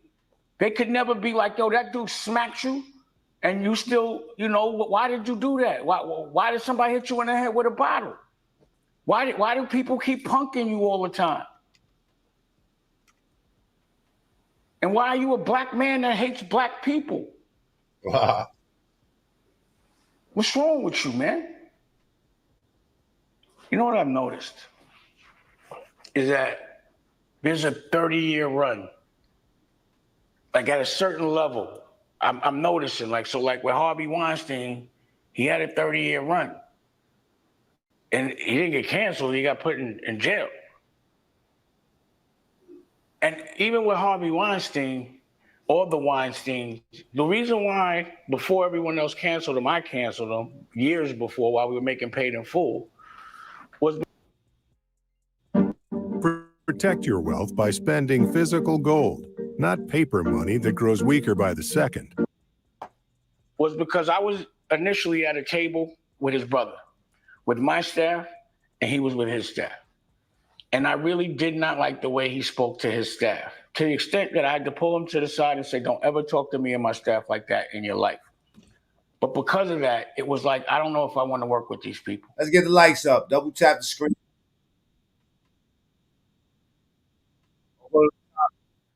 Three dots on your fucking on your screen and hit the like button. Usher, man, damn, man, his own family sold him to Diddy, man. Nasty work, bro. I wouldn't want to have nothing to do with my mother or father after that shit. I don't give a fuck how famous you get. Some people just sell their soul to get famous, man. Double tap the screen. Let's get the lights up, please. All righty. But you were 13. What were you saying? I went there to see the lifestyle, right? And I saw it, and it was, but I don't. But you were 13. What were you saying? I went there to see the lifestyle, right? And I saw it, and it was, but I don't know if I could indulge and understand what I was even looking at. Sean Diddy Combs isn't just a titan in the music industry. He's also seen as a mentor. The Grammy-winning rapper has taken several artists under his wing at a very young age, who later rocketed to stardom. But as he sits behind bars, those relationships are being scrutinized. And we're going to take a closer look at one particular connection, Usher. Welcome to Sidebar, presented by Law and Crime. I'm Jesse Weber. Yeah, so let's talk about Usher, because that is the name that he's known by worldwide. But he was born Usher Raymond IV in Dallas, Texas, back in 1978. The family moved to Atlanta, Georgia when I found out his mother really sold him to them. It made me look a little bit deeper. I started looking at the Aaliyah situation, how her mother sold her off, how Foxy Brown was 16 years old running around with these dudes. You know what I'm saying? Think about their rap styles. Think about Lil' Kim. Think about Foxy. Who do they mirror? Nas was in the picture. You know what I'm saying? Salute to Dame. Dame was in the picture. A lot of people was in the picture with Aaliyah in particular. You know what I'm saying? And this is no cap. It is what it is, man. I don't like to get this smutty because I do this for Aaliyah. This is what made me start going down the rabbit hole. No freaky. You know what I'm saying? It was Aaliyah. Was a teenager, and Usher grew to like it. They saying I'll be sure son is like having Stockholm syndrome because now, he's under Diddy. No daddy. Let's listen. You might recall this. He appeared on the televised talent show Star Search when he was 13 years old. Fun fact about that, he actually set the record for the longest note ever held by a child on Star Search, 12 seconds. So what happened? That got the attention of famed producer L.A. Reid. But according to his... I letting you up, AP? Can somebody else try to hit the link real quick just to see if it works? And if not, I'm gonna put it on the community wall. His coaches reportedly during puberty, when Usher's voice started to change, he kind of had trouble controlling his vocals. Now, L.A. Reid reportedly considered dropping Usher from his label, but when Usher begged him to stay on, Reid sent him to live with Sean Combs in New York for a year. I was supposed to do an interview with Velo tonight, man. I don't know what happened, man. I'm gonna get out here and get stupid in a little while. Train. And at the time, Combs, who was then known... It worked. Lansky just pulled up. You know what I'm saying? You probably just got to go to another device. Lansky up in this joint. Salute to Lansky. What up, bro? What Tupac pick? Uh-oh. I forgot that question is up there, man. That's so 30 minutes ago, I think. About 30 minutes ago. This Tupac picture. What you think about that Tupac picture right there? Is doctored or is it real? Who are you talking to? I was talking to myself. My bad. Oh, all right. I'm out of here, man. All right. Salute to Lansky, man. Lansky don't be having this shit. I don't vouch for all these speedo shit. people showing chests and stuff like that. I thought we were talking about Diddy. This is a family show. Well, what this has to do with Diddy, man? You know that's my favorite rapper, bro. You know I don't vouch for none of this shit, bro. That's slander, bro. Oh, Meek Mill. No, I'm out of here, bro. I'm out of here, man. Oh, all right, salute, bro. He Lansky will come back. You know what I'm saying? Lansky don't like seeing this, and neither do I. And this is why I'm putting this up here. This is for awareness, right? Rest in peace, Tupac. Tupac having fun watching me operate, man. This shit is funny. You know what I'm saying? He knew he was dead ass wrong. He looking at this shit like, damn, you know, having this shit on was cool, but his arms, that was the problem, Lansky. I'm sorry. It's just his arms. Because you got to get your arms pulled back like that in order for them to get like that. Trust me, because if you go look at the picture of Pac when he was spitting that, okay, look at that picture, right? Take a look at that, right?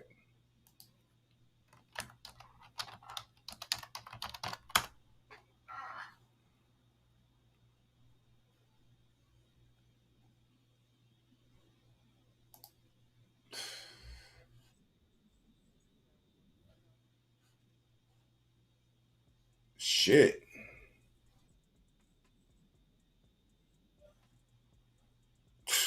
Jesus. Is it Tupac? Oh, man, don't get mad at me, man. These people and their attitudes. You know what I'm saying? Getting mad at me. Come on, man. That's not Tupac I'm used to neither, man. This is Tupac I'm used to. Wonderful side and the not so wonderful. Suge Knight's influence brought out the worst. Tupac now started to wage a war against Biggie. You know what I'm talking about? That picture of Pac. Now y'all know I didn't want to do that. You know they forced me to do that just now.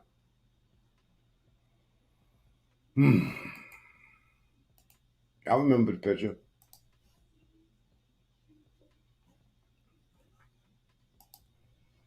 We're about to get back to the show right now. Give me 1 second.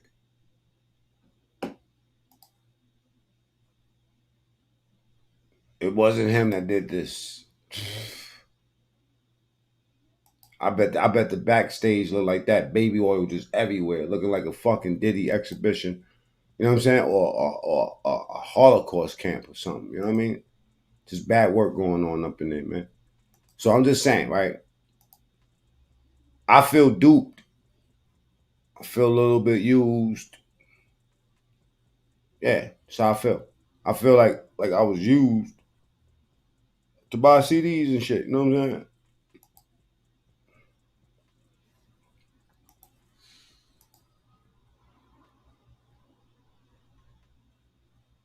Oh boy.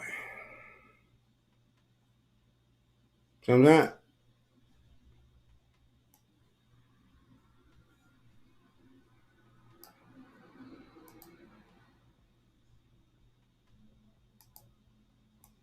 Never mind, man. I'm just doing too much now.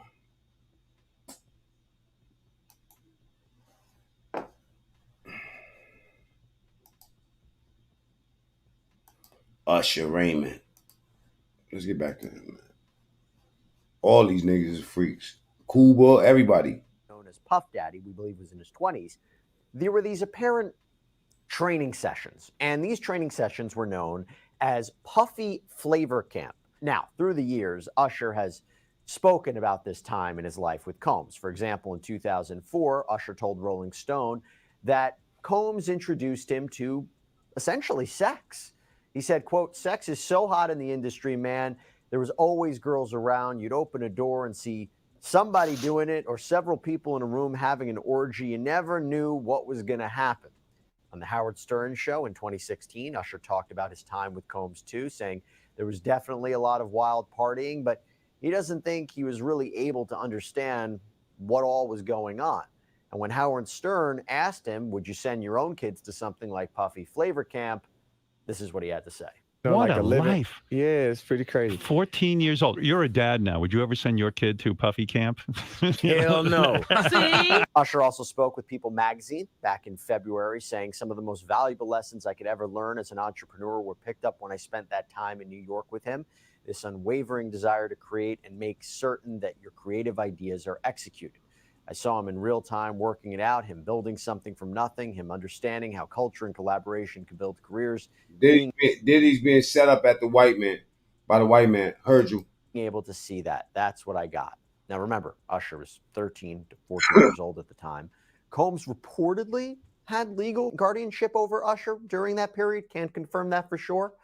And since his time with Combs, Usher has worked with several other producers and record labels, and he's become one of the top-selling R&B artists of all time. His awards and nominations are almost too many to count. He's won 8 Grammy Awards, 18 Billboard Music Awards. He's been inducted into the Georgia Music Hall of Fame.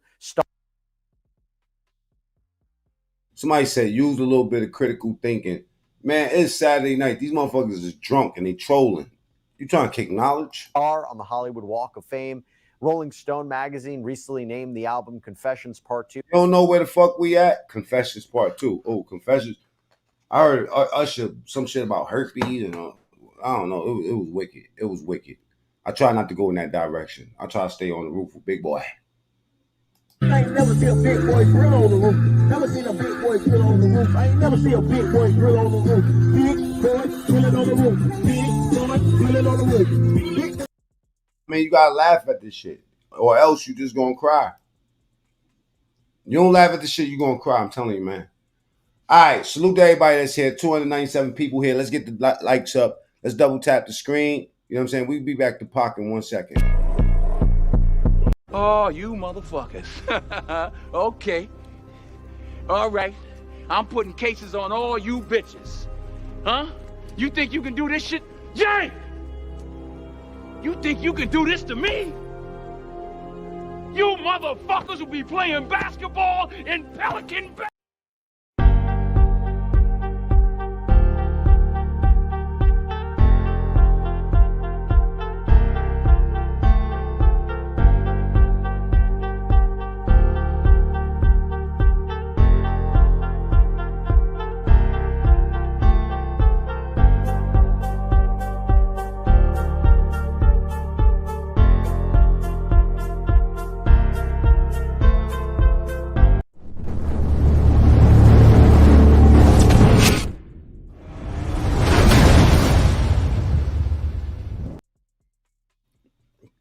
Testicles, 1 2 1 2. Testicles, 1 2. Nigga, you gay. Testicles, 1 2. Everybody still here? Salute. Let me put a different question up there, man, because this is uncomfortable right now. All right, I'm just trying to get your brains going. No freaky. All right, we're gonna end that poll. All right, and let's see this shit about Usher, man, because when I tell people that the dude had a custody of him, even though dude says he can't confirm it, we already went through that on this whole. Is the #1 greatest R&B song of the 21st century. The magazine also ranked the song's music video among its 30 sexiest music videos of all time. All right, so I'm gonna put the link. I just seen your comment just now, Wax AP. You know what I mean? I'm gonna throw it up in the community wall right now for you. And VH1 wrote that he was the best dancer in pop since Michael Jackson. And of course, Usher recently performed last year at the Super Bowl halftime show. So he's not just any musical artist. He is a superstar who, you got to say, his success has been at least partially attributed to his time spent with Sean Combs. The two have been photographed together at different events throughout the years. You can see that connection. But having said that, Usher has been quite silent on his former mentor's very public arrest and indictment. Combs was arrested on September 16th after a Southern District of New York grand jury indicted him on charges of racketeering conspiracy, sex trafficking, transportation to engage in prostitution. The indictment reads, the defendant abused, threatened, and coerced women and others around him to fulfill his sexual desires, protect his reputation, and conceal his conduct. To do so, Combs relied on the employees, resources, and influence of the multifaceted business empire that he led and controlled, creating a criminal enterprise whose members and associates engaged in and attempted to engage in, among other crimes, sex trafficking, forced labor, kidnapping, arson, bribery, and obstruction of justice. The allegations come after Combs' mansions in Miami and Los Angeles were raided by federal agents. Multiple victims, both men and women, have filed sexual assault, sexual harassment, sex trafficking lawsuits against Combs. One of the allegations is that he forced individuals to take drugs and participate in sexual performances known as freak-offs and to keep quiet about all of this. Now, Combs and his attorneys have denied that he did anything wrong, but thanks to allegations of witness tampering and fear he might flee, 2 different judges denied him bail. He's being locked up right now in the Metropolitan Detention Center out in Brooklyn. Hey, by the way, thank you so much for coming to us for our Sean Combs coverage. We really all seemingly. When it comes to wine,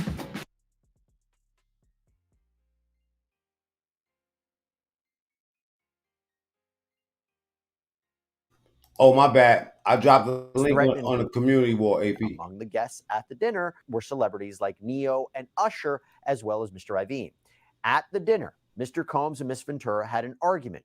In front of the dinner guests, Mr. Combs hissed at Miss Ventura in a screaming whisper and forcefully punched her in the stomach, causing her to double over in visible pain, crying. Miss Clark escorted Miss Ventura out of the restaurant, and Mr. Combs remained and continued socializing with the dinner guests. At this point, Interscope Records clearly had actual knowledge that Combs was dangerous around females and that Combs was willing to brazenly batter a female in public. Erica Wolf, one of Combs' attorneys, responded to the Richards lawsuit with this statement to Vibe. Mr. Combs is shocked and disappointed by this lawsuit. In an attempt to rewrite history, Dawn Richard has now manufactured a series of false claims, all in the hopes of trying to get a payday conveniently timed to coincide with her album release and press tour. I ain't never been to no Diddy party, even if I said I did that shit before. So let's go back to Usher. There was speculation around him, and that increased dramatically when all of the singer's tweets suddenly Won't be no pictures popping out of Mac Mean. disappeared on the day before Combs was arrested in New York. There were rumors that Usher might be trying to cover up any past mentions of Combs on his feed, but Usher later tweeted, or wrote on X, "Account got hacked and damn, y'all ran with it," followed by 3 laughing emojis. His tweets also seem to be restored on his feed. Now, Usher is not the only up-and-coming superstar that got special attention. Born, what's up, Born? Besides, my boy, how you? Chilling, man. Watching these motherfuckers throw their life away. You know what I'm saying? Regular. Bullying the bullies. Yeah, yo, you keep taking my blue wrench, man. We got a problem, bro. You ain't lose my wrench on my channel 4 years, nigga. Oh, you don't be resetting riches like me, man. I last week somebody blocked like 500 people out of my chat, so I took all the wrenches and I just wait for the people that I know to pop up. I block, bro. I block wrenches. I don't care. I block everybody. But I just don't change them. I don't change my. I don't do that shit like that. You know how I do, bro. Nah, I take. You know what it is, man. I got a lot of wrenches. I had a lot of wrenches. I had like 50 people with wrenches. You know what I'm saying? So I didn't know who it was coming from. So I just took them all, and I'm like, you know what? Let me just give them one by one. Sometimes you gotta take them wrenches, man. When I'm a troll magnet. When you on your channel, you might get 1 or 2 trolls, and 98% regular people. You know what I'm saying? Like, but over here, these motherfucking trolls be attracted to this shit. Yeah, I know, bro. I know that's right. But look, it was my fault because I was telling people for weeks, block these motherfuckers, block them, right? And they blocking them. I'm thinking that somebody did, you know what I'm saying? It wasn't nobody, it was me. Yeah. Whole time. Still had a clean house though. You know what I mean? Yeah, man. You gotta keep the house clean, bro. You gotta keep the house clean. Look at that. What do you think about all this Diddy shit, bro? Man, I've been telling niggas what Diddy was about, man. Look at it. You gotta keep the house clean. I've been telling niggas what Diddy was about, man. I told you I worked for the nigga 07 and 2013, 14, bro. And I was seeing the Transformers in the VIP spots with him everywhere he went. I never seen no like, I ain't see him with no young girls, not like that, but I seen him with the Transformer spots. In the 07, I even seen him beat Kim up under a car. Lil Kim or no. Kim Porter? Kim Porter? They put Kim up under a car, bro. For what? Because she was talking to some executive nigga, some shit like that. He got jealous. So it's true. He get mad, jealous, and just start putting his hands on everybody. Man, that nigga he like to beat a woman, man. You know them little soft niggas like to beat a woman, man. Yeah. Beat on black women. You know J-Lo though. He ain't whoop J-Lo out. Nah, I ain't whoop J-Lo out, man. Hey, yeah, I'll ask you a question, man. What you know about this nigga Big Boosie? I never heard of him. Nah, he was one of the niggas that was down with old boy from that was down with AZ Phase out for Harlem. What's that nigga name that was AZ Phase out Little Man that came home? Gangsta Lou. Gangsta Lou. Him again. He was matter of fact, he was on an interview with Gangsta Lou. Gangsta Lou was on that Fat Boy Queens Flip shit. Yeah, I remember that. That nigga's with him, Gangsta Lou. That's the nigga that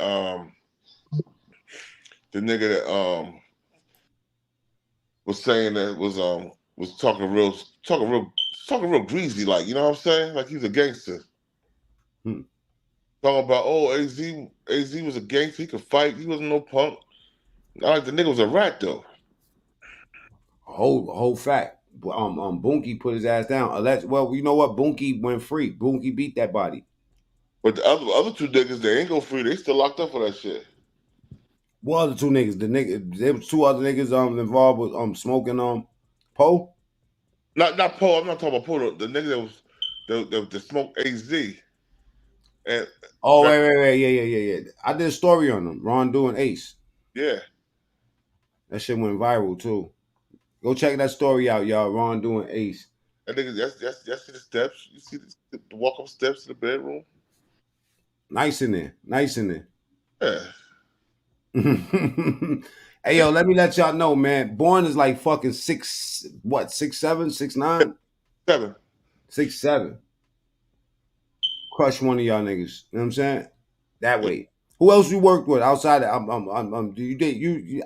know, didn't you work at 4040 Club? I did not the 4040 Club. I did Jay-Z when he came to Houston, Texas while I was living in Houston. I did one of his parties there. I did like he had a whole weekend party. Weekend full of day parties, Friday, Saturday, and Sunday. He's paying. Put it like this. The niggas, the security worker under me, I was paying them $700 a day. So imagine how much I was making. Because I was taking 300 and some change from each of them niggas. And I was getting the major cut. You know what I'm saying? Yeah, I know y'all was getting a nice bag fucking with them. Yeah. Especially out of town, the biggest bag. Once they get out of New York, that bag just go all the way the fuck up. Oh, well, no, I go all the way up because they want the proper security. Because, matter of fact, they got in contact with Pimp C because I was Pimp C primary. So they got to start contact with him to get in contact with me so I could do the party for him that weekend. Who else you bodyguard for? Shorty Low. Oh man, yeah. Me and Shorty, I lived the Shorty house, bro. He was his fake. Cause I seen him one time when we was in Houston one time at the Ozone Awards. Shorty Low got a house. He got a house. He had he had like a plantation in Georgia, bro. And all his kids lived out there with the baby mamas, everything, bro. What he was doing? Real estate or something? Nah, that nigga was a supreme dope boy. Oh, he was in the street. Be heavy. That's why he put hands on T.I. and them. T.I., man, he was giving T.I. the business every time he got a chance, bro. Damn. Yeah, a lot of these motherfuckers was getting paws put on them. You know what I'm saying? And I try to tell them that every record label got a group of street niggas behind them. None of these record labels don't exist without a group of real street niggas behind them. I bodyguarded Nelly before, Little Kim, Mary J. Blige. Fuck this nigga. This nigga named Memphis, Tennessee. Kia Shine. I never heard of him. Kia Shine. He was like a one-hit wonder, but he had a song that sold like one song that sold like 10 million copies of one song. Got the name of the song. I ain't never been that country music. He said it seems like he on the up and up. Yeah, this king in New Jersey. That's you know what I'm saying? That's born. Subscribe to the channel. Bully the Bully, King of New Jersey, Bully the Bully TV, BTB TV. The East Way. You know? Yo, Yeah. but I'm on up. Yo, matter of fact, I had a lot of niggas that bodyguarded on my podcast, my platform before.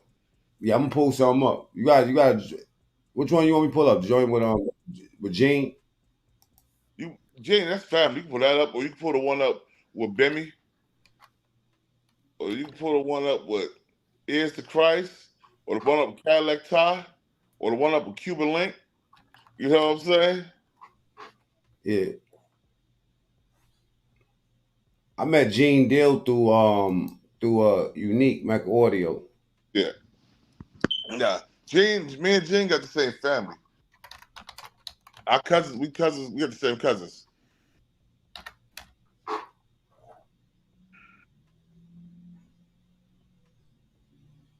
Oh, you had a celebrity birthday?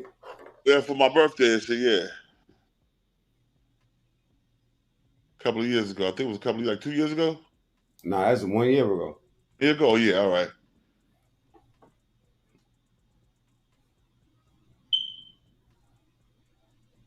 Almost 2 years ago. It was almost 2 years ago. Almost 2 years ago. Yeah, I might have been up on panel for this one. I think you did come up there though. No mistake. I think you might have stood up there, yeah. You know, my birthday up there. It was like 2 years ago. Almost. It'd be 2 years ago, January. And man, DC's calling, you know what I'm saying? And Total on the promotion tour when they released everything and Flavor in Your Ear took off. Big was the second artist coming behind them, and we were commissioned to do the intermission on all Big shows. So we went from working with my man, we was Scoop the Fat Man at the time was our the guy that gave us the connection to actually be with Def Jam, and from Scoop the Fat Man's reference. Y'all guys wasn't directly with Puff because y'all was with his artists. Some of the artists. Right. Because the only person that was directly ever with Puff, and that's why I was telling him about this other guy. Well, you know, see, there's other guys that are contracted to Bad Boy to do things for their other security or for their other person. But the only one that's ever directly connected to Puff was Paul, Wolf, and myself. Wolf, yeah. Well, You know what I'm Wolf was the saying? security. Paul, huh? Wolf was security. But Wolf really wasn't security. Wolf was something totally bigger than better. He was over the security. You know Like he was the man that they answered to. Well, see, he was the man that gave that nigga the ideas and all that shit. the thing about it is that he was actually the man that they answered to, and because Paul did the hiring and the day-to-day through Green Gate Security. Wolf was the dude who was next to Puff and made the decisions whether we go, come, this, that, and the third, and who was next to Puff. And anytime that I'm in the building, I'm next to Puff more than anybody. Wolf. And that's a big deal. That's a big thing because Puff ain't let everybody next to him. And that's and all of this that Wolf that Gene Deal's doing. Let me tell you something. Without Gene Deal, none of this shit don't even exist. I'm gonna tell you why. Gene Deal is moving because of Wolf. The shit that happened with Wolf, he never forgave Puff over that. He riding on Puff because of that. That's the sole reason. Gene ain't doing no clout chasing. He don't need the money. He already getting this shit. Gene got a bag, bro.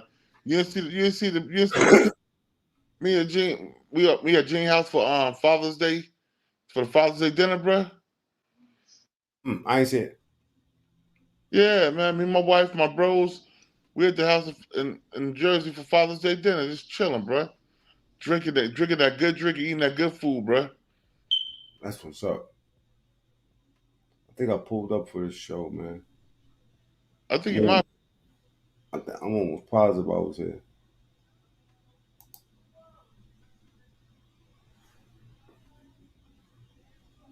My nigga Meek Mill. Mm-hmm. I hope Diddy. He said Venezuela said he hope Diddy tell on Gene. A lot of people, some people don't like Gene, and you know what I mean. Venezuela. Diddy told on you though. AP, salute. AP, what's good, boy? Did he tell you, Venezuela? He told you like to eat balls. Hit the link. Hit the link, Venezuela. Oh man. Okay, I heard you don't got no gag reflex, Venezuela. No gag reflex.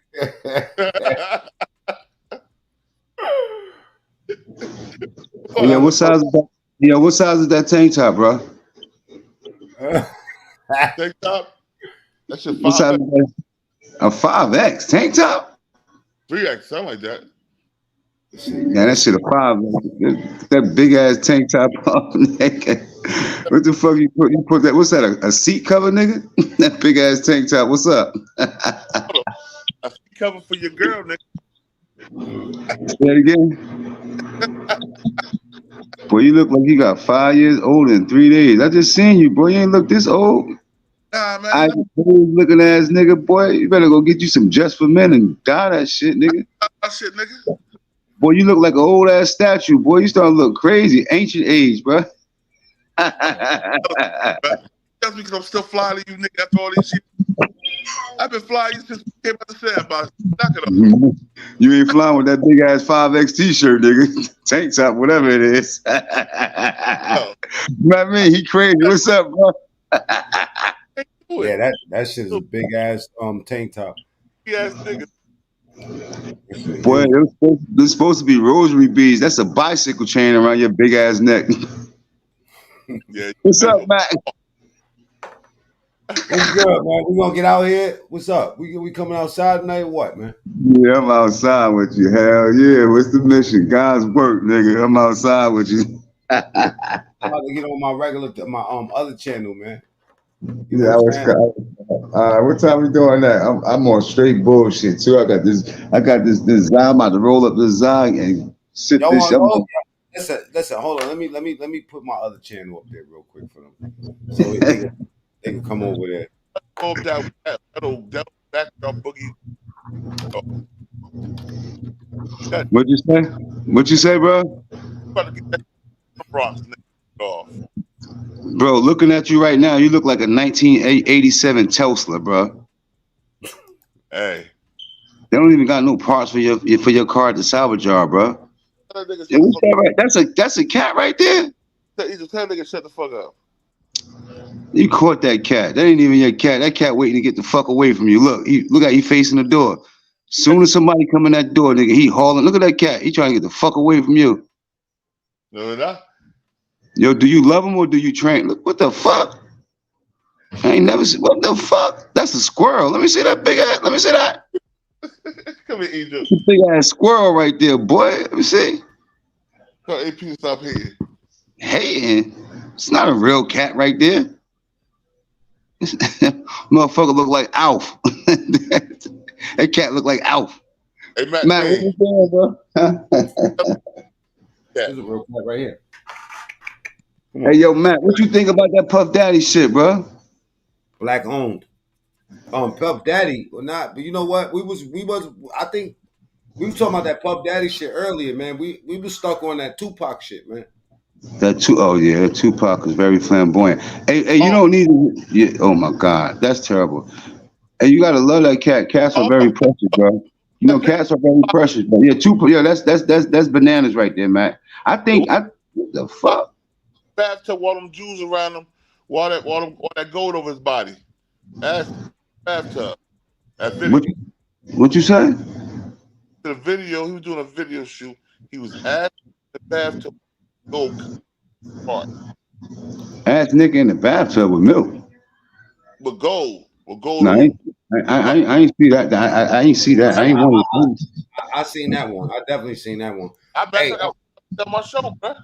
I seen that one. Hey yo, can y'all listen? Go to that other channel. Hit that other channel. I just pinned it at the top. So hit that channel. Go subscribe to that channel. We going live from over there, man. I'm about to open up the fucking what they call it the Animal House. You know what I'm saying? I'm starting a whole new thing. It's gonna be called the Circus. All type of shit over at the Circus. You know what I'm saying? Word up. You know, anyway, Born, I'm about to get out of here. We had a 3 hour and 30 minute, man. We about to get us the fuck up out of here. You know what I'm saying? So Born, step down. You know what I'm saying? Again, subscribe to this channel right here. This is my other channel. Go over there and subscribe right now. Let's get the subscriptions up real quick. We're going to go over there and talk about my personal business. I knew that was Ming trying to be MC Hammer. Ming. Ming, ming, dong. Ming, ding, ding, ding, dong. Okay, no more Tupac, man. I said I wasn't going to do that no more. Ming, ding, dong. Ming, ding. Kennard in the building. All right, one more time. Then we're going to get up out of here, man. Salute to everybody that pulled up today, man. You know what I'm saying? Without y'all, I'll still be here. So, thank you. You know, Cash App, $, Mac Mean. Put it in my pocket. We call that God's work on the weekends. Salute. I'll see y'all on another channel, man.